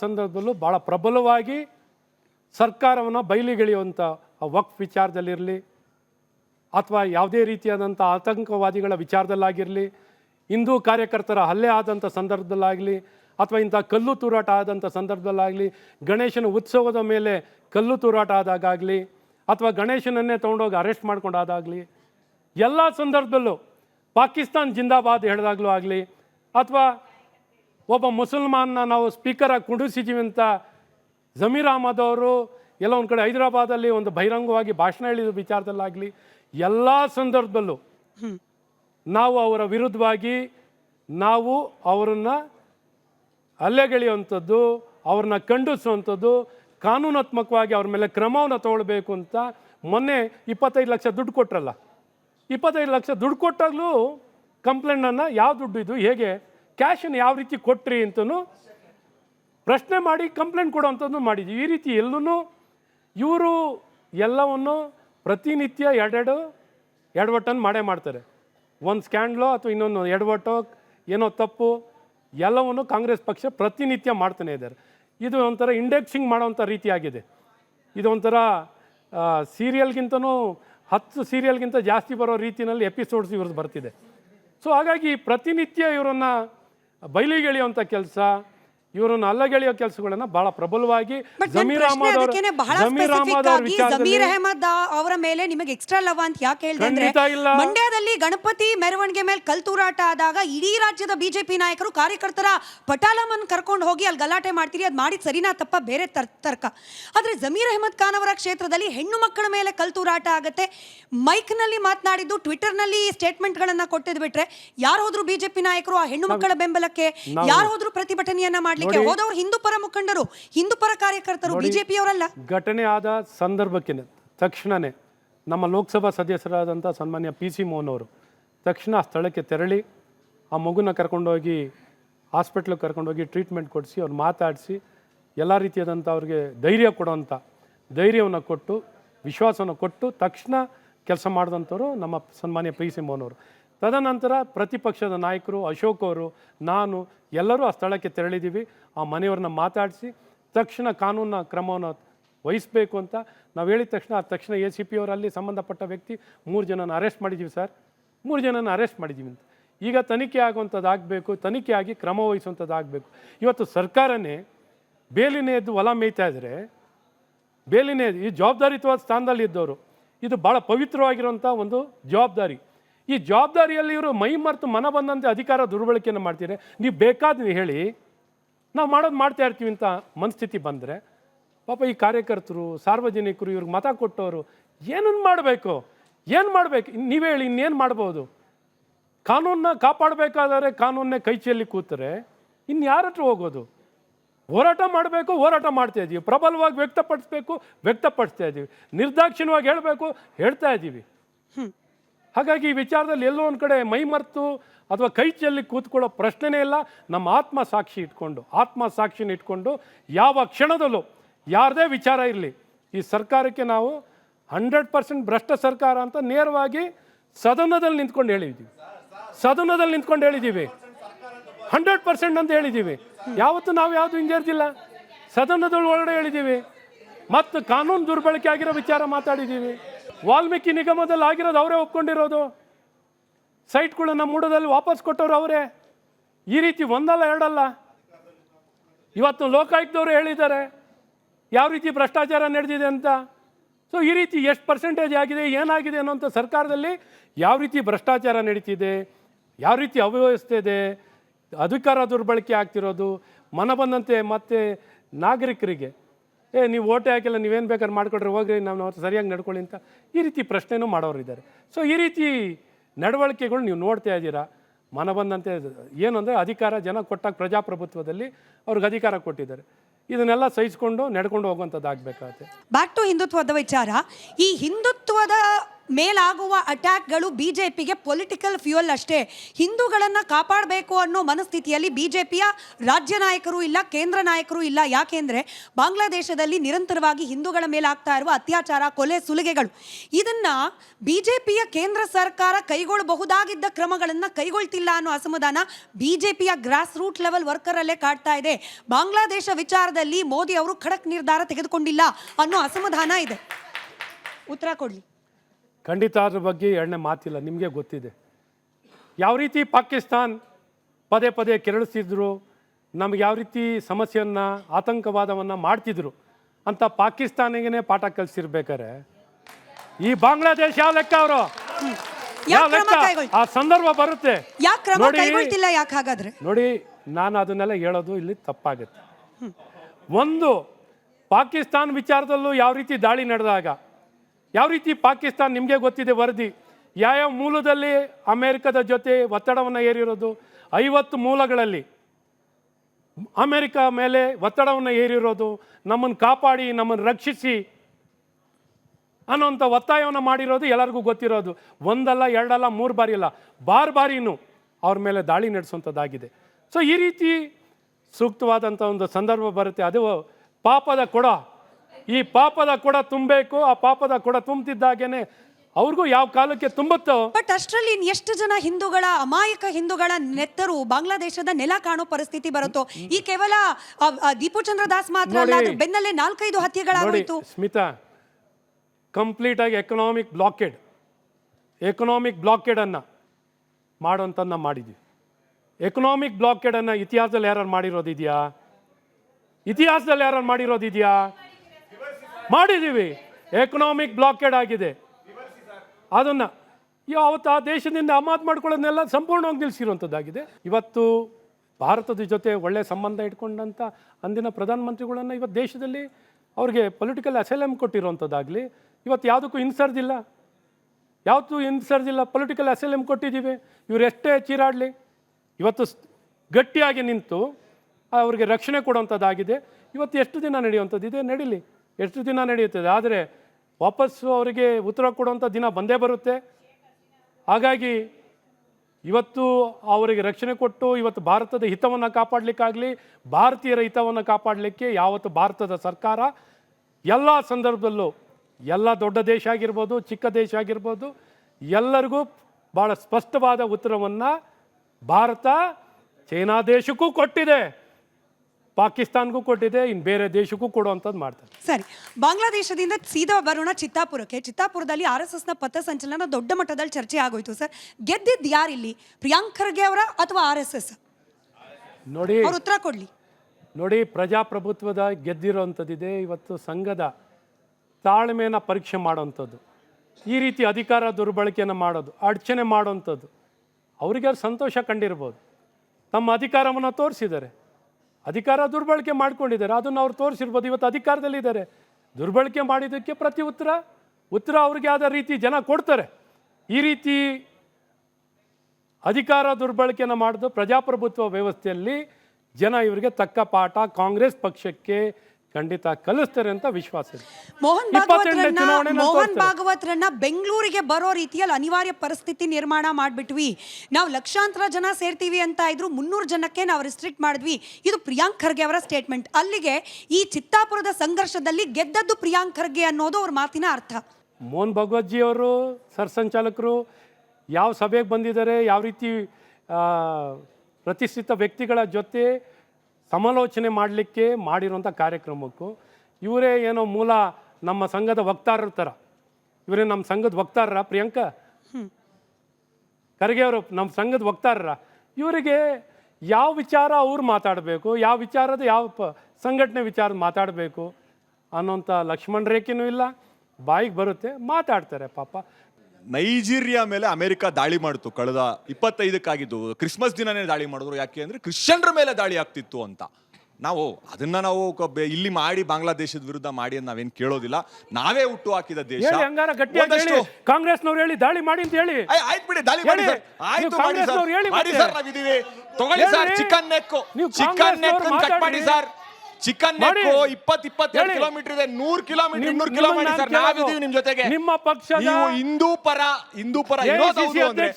ಹೇಳಿಕೆ ಪ್ರಧಾನಿ ಒಂದು ಹೇಳಿಕೆ ಕೊಟ್ಟಿಲ್ಲ ಸರ್, ಬಾಂಗ್ಲಾದೇಶದಲ್ಲಿ ಆಗ್ತಿರುವಂತ ಹಿಂದೂಗಳ ವಿರುದ್ಧ ಪ್ರಧಾನಮಂತ್ರಿ ಒಂದು ಹೇಳಿಕೆ ಕೊಟ್ಟಿಲ್ಲ. ಆಯ್ತಾಯ್ತು, ಚಿಕನ್ ನೆಕ್ ಬಗ್ಗೆ ಹೇಳ್ತಾ ಇದ್ರಿ, ಗಟ್ಟಿ ಮಾಡಿ ಅಂತ ಹೇಳಿ. ಇದೇ ಚಿಕನ್ ನೆಕ್ ಇಂದ ಕತ್ತರಿಸಿ ಭಾರತದ ಈಶಾನ್ಯ ರಾಜ್ಯಗಳನ್ನ ದೂರ ಮಾಡ್ತೀವಿ ಅಂತ ಹೇಳಿ ಜೈಲಿಗೆ ಹೋಗಿರೋನ ಬೇಲ್ ಕ್ಯಾನ್ಸಲ್ ಆದ್ರೆ ಪ್ರೊಟೆಸ್ಟ್ ಮಾಡೋರ ಪರವಾಗಿ ಯಾಕೆ ನಿಲ್ಲುತ್ತೆ ಸರ್ ನಿಮ್ಮ ಪಕ್ಷ? ಅದನ್ನು ಕೂಡ ನಿಂತಿದೆ, ನಿಮಗೆ ಗೊತ್ತು ಇದೆ ಸರ್. ನಾನು ಸುನಿಲ್ ನಾಯ್ಡು ಅಂತ ಸರ್. ಈಗ ದೇಶದಲ್ಲಿ, ಕರ್ನಾಟಕ ಅಲ್ಲ, ದೇಶದಲ್ಲಿ ಎಲ್ಲೆಲ್ಲಿ ನೋಡಿದ್ರು ಮುಸಲ್ಮಾನರು ಹಿಂದೂಗಳ ಮೇಲೆ ಕಲ್ಲು ಹೊಡಿಯೋದು, ಇಲ್ಲ ಗೋಮಾತೆಯನ್ನು ಹತ್ಯೆ ಮಾಡೋದು, ಇಲ್ಲ ಕೆಚ್ಚಲು ಕೊಯ್ಯೋದು, ಏನೋ ಒಂದು ಮಾಡ್ತಿದ್ದಾರೆ ಸರ್. ಇದು ಎಲ್ಲೋ ಒಂಥರ ಹಿಂದೂಗಳನ್ನ ಕೆಣಕಿ, ಇನ್ನೊಂದು ಹೇಳ್ಬೇಕಂದ್ರೆ ಎಲ್ಲಿ ಗುಜರಾತಲ್ಲಿ ಕರ್ಸೇವಕರನ್ನ ಜೀವಂತವಾಗಿ ಬೆಂಕಿ ಹತ್ತಿ ಸುಟ್ಟಿ ಸಾಯಿಸಿದೆ, ಅದಾದ್ಮೇಲೆ ಆದ ಕಾಂಡನ ಅವರು ಪೊಲಿಟಿಕಲ್ ಮೆಲೇಜ್ ಯೂಸ್ ಮಾಡ್ಕೊಳ್ತಿದಾರಲ್ಲ, ಆ ಥರ ನಮ್ಮ ದೇಶ ಇಲ್ಲಿ ಇವಾಗ ಮತ್ತೆ ಇನ್ನೊಂಥರ ಇದೇ ಥರ ಪೊಲಿಟಿಕಲ್ ಮೆಲೇಜ್ ಯೂಸ್ ಮಾಡ್ಕೊಳ್ಳೋದಕ್ಕೆ ಏನಾದರೂ ಮಾಡ್ತಿದ್ದಾರಾ ಅಂತ ಕೇಳ್ತೀನಿ. ನಾವು ಯಾವತ್ತೂ ಕಾನೂನನ್ನ ಕೈ ತೊಗೊಳ್ಳೋಂಥವ್ರಲ್ಲ, ಕಾನೂನನ್ನ ಗೌರವಿಸೋರು.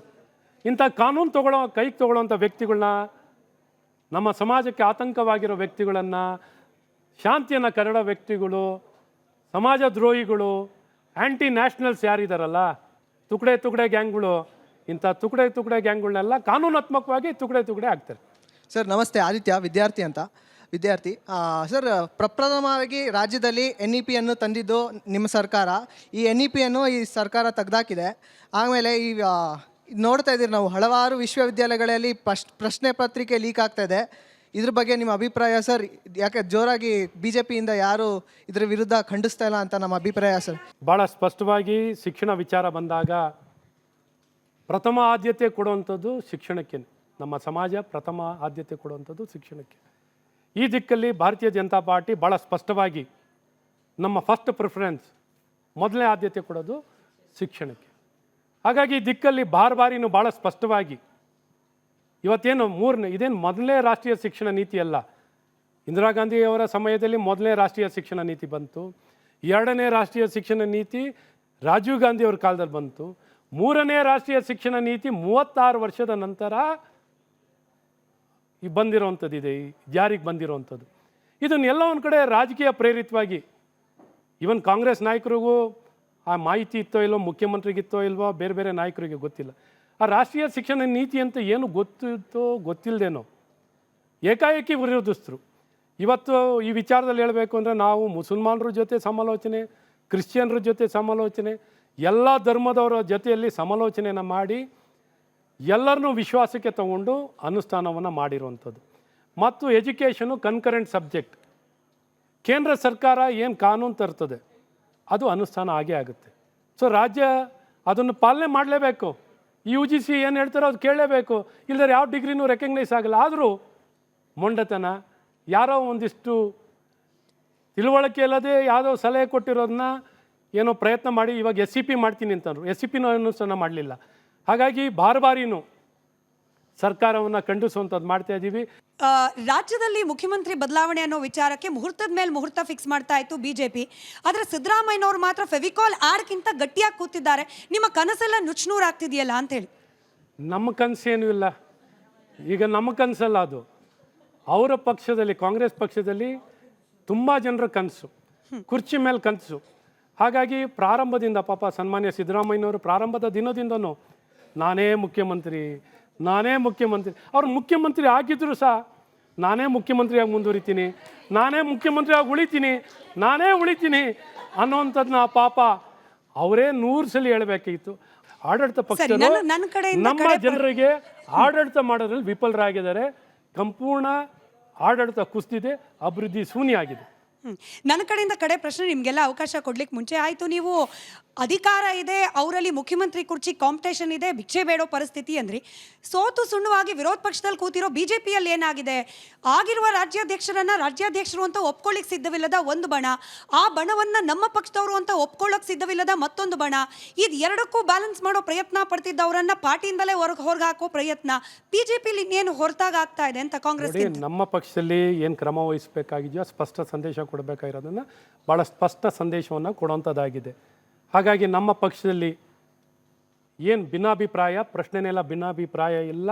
ಈಗಿರುವಂಥ ನಮ್ಮ ಅಧ್ಯಕ್ಷರು ಅದನ್ನು ಭಾಳ ಸ್ಪಷ್ಟವಾಗಿ ಘಂಟಾಘೋಷವಾಗಿ ಎಲ್ಲರೂ ನಿಂತು, ಇವ್ರ ಪಕ್ಷದಲ್ಲಿ ನಮ್ಮಾಗ ಹೋಗಿ ಫೀಲ್ಡ್ ಲೆವೆಲಲ್ಲಿ ನಿಂತ್ಕೊಂಡು ಕೆಲಸ ಮಾಡೋರು ನೀವು ನೋಡ್ಬೇಕು. ಫೀಲ್ಡಲ್ಲಿ ನಿಂತ್ಕೊಂಡು ಈಗ ಯತ್ನಾಳ್ ಅವರು ಬೇರೆ ಪಕ್ಷದಲ್ಲಿ ಅವರು ಹೊರಗಿದ್ದಾರೆ. ಹಾಗಾಗಿ ನಾನು ಅದಕ್ಕೆ ಮಾತಾಡಕ್ಕಾಗಲ್ಲ. ನಿಮ್ಮದೇ ಪಕ್ಷದಲ್ಲಿ ಇರುವವರು ಸದಾಶಿವನಗರದ ಅವರವರ ಮನೆಗಳಲ್ಲಿ ಡಿನ್ನರ್ ಮೀಟಿಂಗು, ಲಂಚ್ ಮೀಟಿಂಗ್ಗಳ ಮೇಲೆ ಲಂಚ್ ಮೀಟಿಂಗ್ ಮಾಡ್ತಾ ಇರ್ತಾರೆ. ವಿಜಯೇಂದ್ರ ಅವರನ್ನ ರಾಜ್ಯಾಧ್ಯಕ್ಷರು ಅಂತ ಹೇಳಿ ನಾವು ಒಪ್ಪೋದಿಲ್ಲ ಅನ್ನೋ ಸಂದೇಶವನ್ನ ಪದೇ ಪಾಸ್ ಮಾಡ್ತಾನೆ ಇರ್ತಾರೆ.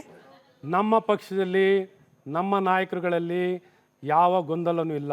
ನೀವು ನೋಡಿ, ಎಲ್ಲ ಒಟ್ಟಿಗೆ ಒಂದೇ ಒಂದು ನಮ್ಮಲ್ಲಿ ಅಪಸ್ವರ ಪ್ರಶ್ನೆನೇ ಇಲ್ಲ. ಒಗ್ಗಟ್ಟಿನಲ್ಲಿ ಇದ್ದೀವಿ. BJP ಸ್ಟೇಟ್ ಆಫೀಸ್ ಹತ್ರನೇ ಇರೋ ಪಾತ್ವಲ್ನ ಇವತ್ತವರೆಗೂ ಸರಿ ಮುಚ್ಚಕ್ಕಾಗಿಲ್ಲ ನಿಮ್ಮ ಒಂದು ಕ್ಷೇತ್ರದಲ್ಲಿ. ಆಮೇಲೆ ಕೇಳಿ, ಇದೇ ಕೋದಂಡರಾಮ್ಪುರದಲ್ಲಿ 6 ತಿಂಗಳಿಗೆ ತಾರು ಹಾಕಿದ್ದಾರೆ. ಇವತ್ತು ಆ ತಾರೆಲ್ಲ ಕಿತ್ತೋಗಿದೆ. ಆಮೇಲೆ ತಾವೇ ಹೇಳಿದ್ರಿ ವೋಟರ್ ಐಡಿಗಳೆಲ್ಲ ಡಿಲೀಟ್ ಮಾಡ್ತಿದ್ದೀವಿ, ತುಂಬ ವಲಸಿಗರು ಬಂದಿದ್ದಾರೆ ಅಂತ. ತಮ್ಮದೇ ಚಿಲುಮೆ ಸಂಸ್ಥೆಯಿಂದ ಹಲವಾರು ಸರ್ ಕೇಳಿ, ಹಲವಾರು ಬೋಗಸ್ ವೋಟರ್ಸ್ಗಳಿದ್ದರು. ಆಮೇಲೆ ತಮ್ಮ ಕ್ಷೇತ್ರದಲ್ಲೇ ಮಲ್ಲೇಶ್ವರಂ ಮಾರ್ಕೆಟ್ನಲ್ಲಿ ಡ್ರಗ್ಸ್ ತೊಗೊಂಡು ಸುಮಾರು ಒಂದು 5-6 ಜನ ಸತ್ತರು. ಇದಕ್ಕೆ ಏನು ಆ್ಯಕ್ಷನ್ ತೊಗೊಂಡ್ರಿ? ತಮ್ಮ ಕಡೆಯಿಂದ ಏನು ಉತ್ತರ ಇಲ್ಲ. ಸತ್ತಂತ ಒಂದು 5-6 ಜನ ಡ್ರಗ್ಸ್ ತೊಗೊಂಡು ಸತ್ತರು. ಇದಕ್ಕೆ ತಮ್ಮ ಕಡೆಯಿಂದ ಏನು ಆ್ಯಕ್ಷನ್ ತೊಗೊಂಡಿಲ್ಲ, ಏನು ಉತ್ತರ ಇಲ್ಲ. ತಾವು ಸ್ತಬ್ಧರಾಗ್ಬಿಟ್ರಿ. 2 ರಸ್ತೆ ಬಗ್ಗೆ ಹೇಳಿದ್ರು, ಹಾಕಿದ ಕಡೆನೇ ಮತ್ತೆ ಟಾರ್ ಹಾಕ್ತಿದ್ದಾರೆ ಅಂತ. ಅದಕ್ಕೆ ಉತ್ತರ, ರೋಡ್ ಹಿಸ್ಟ್ರಿ ಇರುತ್ತೆ, ಹಾಕಿದ್ದನ್ನ ತಾರ ಮೇಲೆ ಹಾಕೋಕ್ಕಾಗಲ್ಲ. ರಸ್ತೆ ಇತಿಹಾಸ ಅಂತ ಒಂದಿದೆ. ಹಾಗಾಗಿ ರಸ್ತೆ ಇತಿಹಾಸ ಇರ್ಬೇಕಾದ್ರೆ ಅವ್ರು ಹೇಳೋ ರೋಡು BJP ಪಾರ್ಟಿ ಆಫೀಸ್ ಮುಂದೆ ಬರೋವಂಥದ್ದು ಗಾಂಧಿನಗರಕ್ಕೆ, ಅದು ಭಾಳ ಸ್ಪಷ್ಟವಾಗಿ ಗೊತ್ತಿರಬೇಕು. ಗಾಂಧಿನಗರ ವಿಧಾನಸಭಾ ಕ್ಷೇತ್ರಕ್ಕೆ ಬರೋವಂಥದ್ದು, ಎದುರುಗಡೆ ರೋಡು ನನ್ನ ಕ್ಷೇತ್ರಕ್ಕೆ ಬರೋಲ್ಲ. ಹಾಗಾಗಿ ಇನ್ನೂ ಭಾಳ ಸ್ಪಷ್ಟವಾಗಿ ಹೇಳಬೇಕು ಅಂದರೆ ನಮ್ಮ ಕ್ಷೇತ್ರದಲ್ಲಿ ಇಂಥ ಡಬಲ್ ವರ್ಕು, ಡೂಪ್ಲಿಕೇಟ್ ವರ್ಕು ಅದು ಇದೆ. ಎಕ್ಸ್ಪರ್ಟೈಸ್ ಇರುವಂಥ ಕ್ಷೇತ್ರಗಳಿದೆ. ಆ ಕ್ಷೇತ್ರಗಳಲ್ಲಿ ನಡ್ಕೊಂಡು ಹೋಗುವಂಥದ್ದು ನಮ್ಮ ಕ್ಷೇತ್ರದಲ್ಲಿ ಪ್ರಶ್ನೆ ಇಲ್ಲ. 2ನೇದು. 3ನೇದು, ಈ ಚಿಲುಮೆ ಅಂತ ಸಂಸ್ಥೆ ಹೇಳಿದ್ರಲ್ಲ, ಈ ಅಧಿಕಾರಕ್ಕೆ ಬಂದು ಈ ಕಾಂಗ್ರೆಸ್ನವರು ನಮ್ಮ ಪಕ್ಷ ಅಧಿಕಾರದಲ್ಲಿದ್ದಾಗ ನಮ್ಮ ಸರ್ಕಾರದಲ್ಲೇ ಅದನ್ನು ತನಿಖೆ ಮಾಡೋವಂಥದ್ದನ್ನ ತನಿಖೆ ಮಾಡಿದ್ದಾರೆ. ತನಿಖೆನ ಆಜ್ಞೆಯನ್ನು ನಮ್ಮ ಸರ್ಕಾರ ಅಧಿಕಾರದಲ್ಲೇ ಇದ್ದಾಗಲೇ ಮಾಡಿದ್ದೀವಿ. ಈ ಚಿಲುಮೆ ಸಂಸ್ಥೆ ಅನ್ನೋದಕ್ಕೂ ನನಗೂ ಸಂಬಂಧನೇ ಇಲ್ಲ. ಇವರು ಅಧಿಕಾರದಲ್ಲಿರೋರು. ಕೇಳಿಸ್ಕೋಬೇಕು ಸರ್, ನಾನು ಅದಕ್ಕೆ ಕೇಳಿಸ್ಕೊಳ್ಬೇಕು.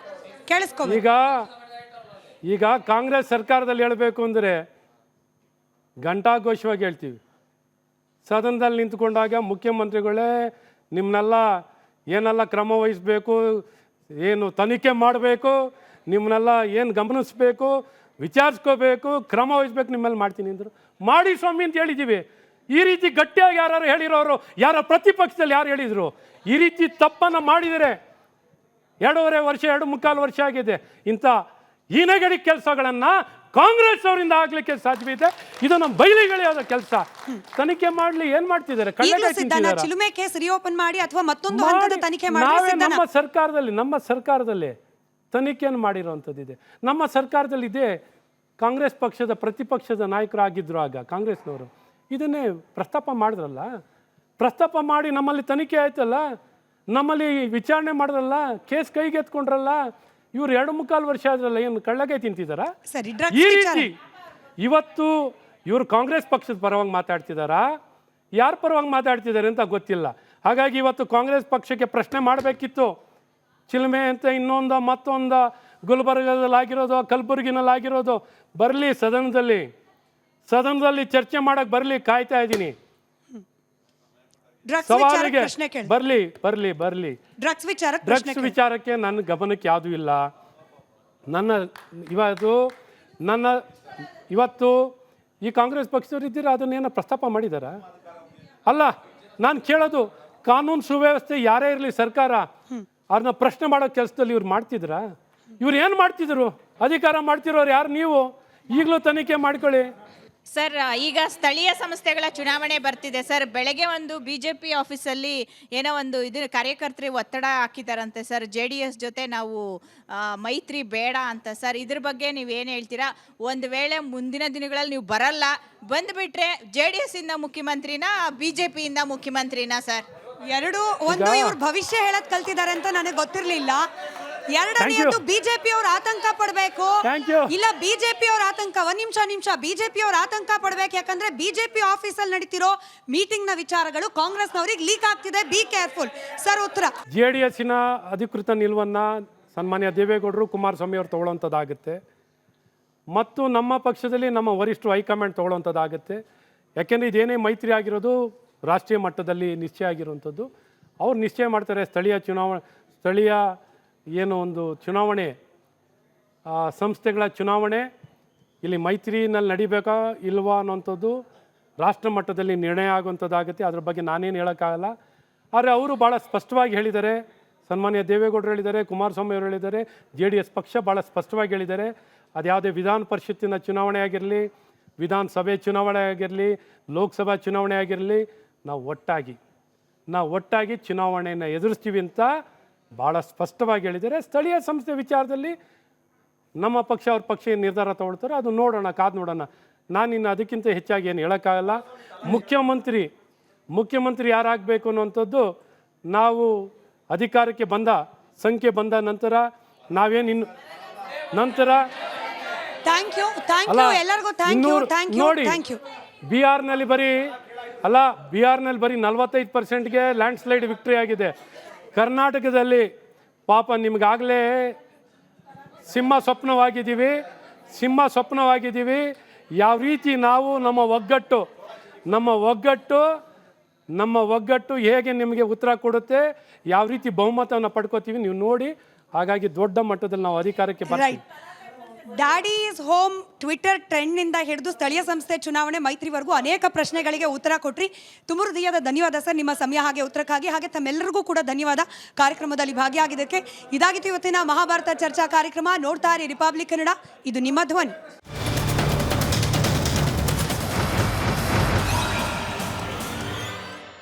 ಚಹಾದ ಸ್ವೀಟ್ ಟೇಸ್ಟ್ MDHD+ ನಿಂದಲೇ ಬರುತ್ತೆ. ಗಂಟು ಕಟ್ಟಿಕೋ. ಲವಂಗ, ಹಸಿರು ಏಲಕ್ಕಿಯಿಂದ ತುಂಬಿದ MDHD+ ಮಸಾಲೆ.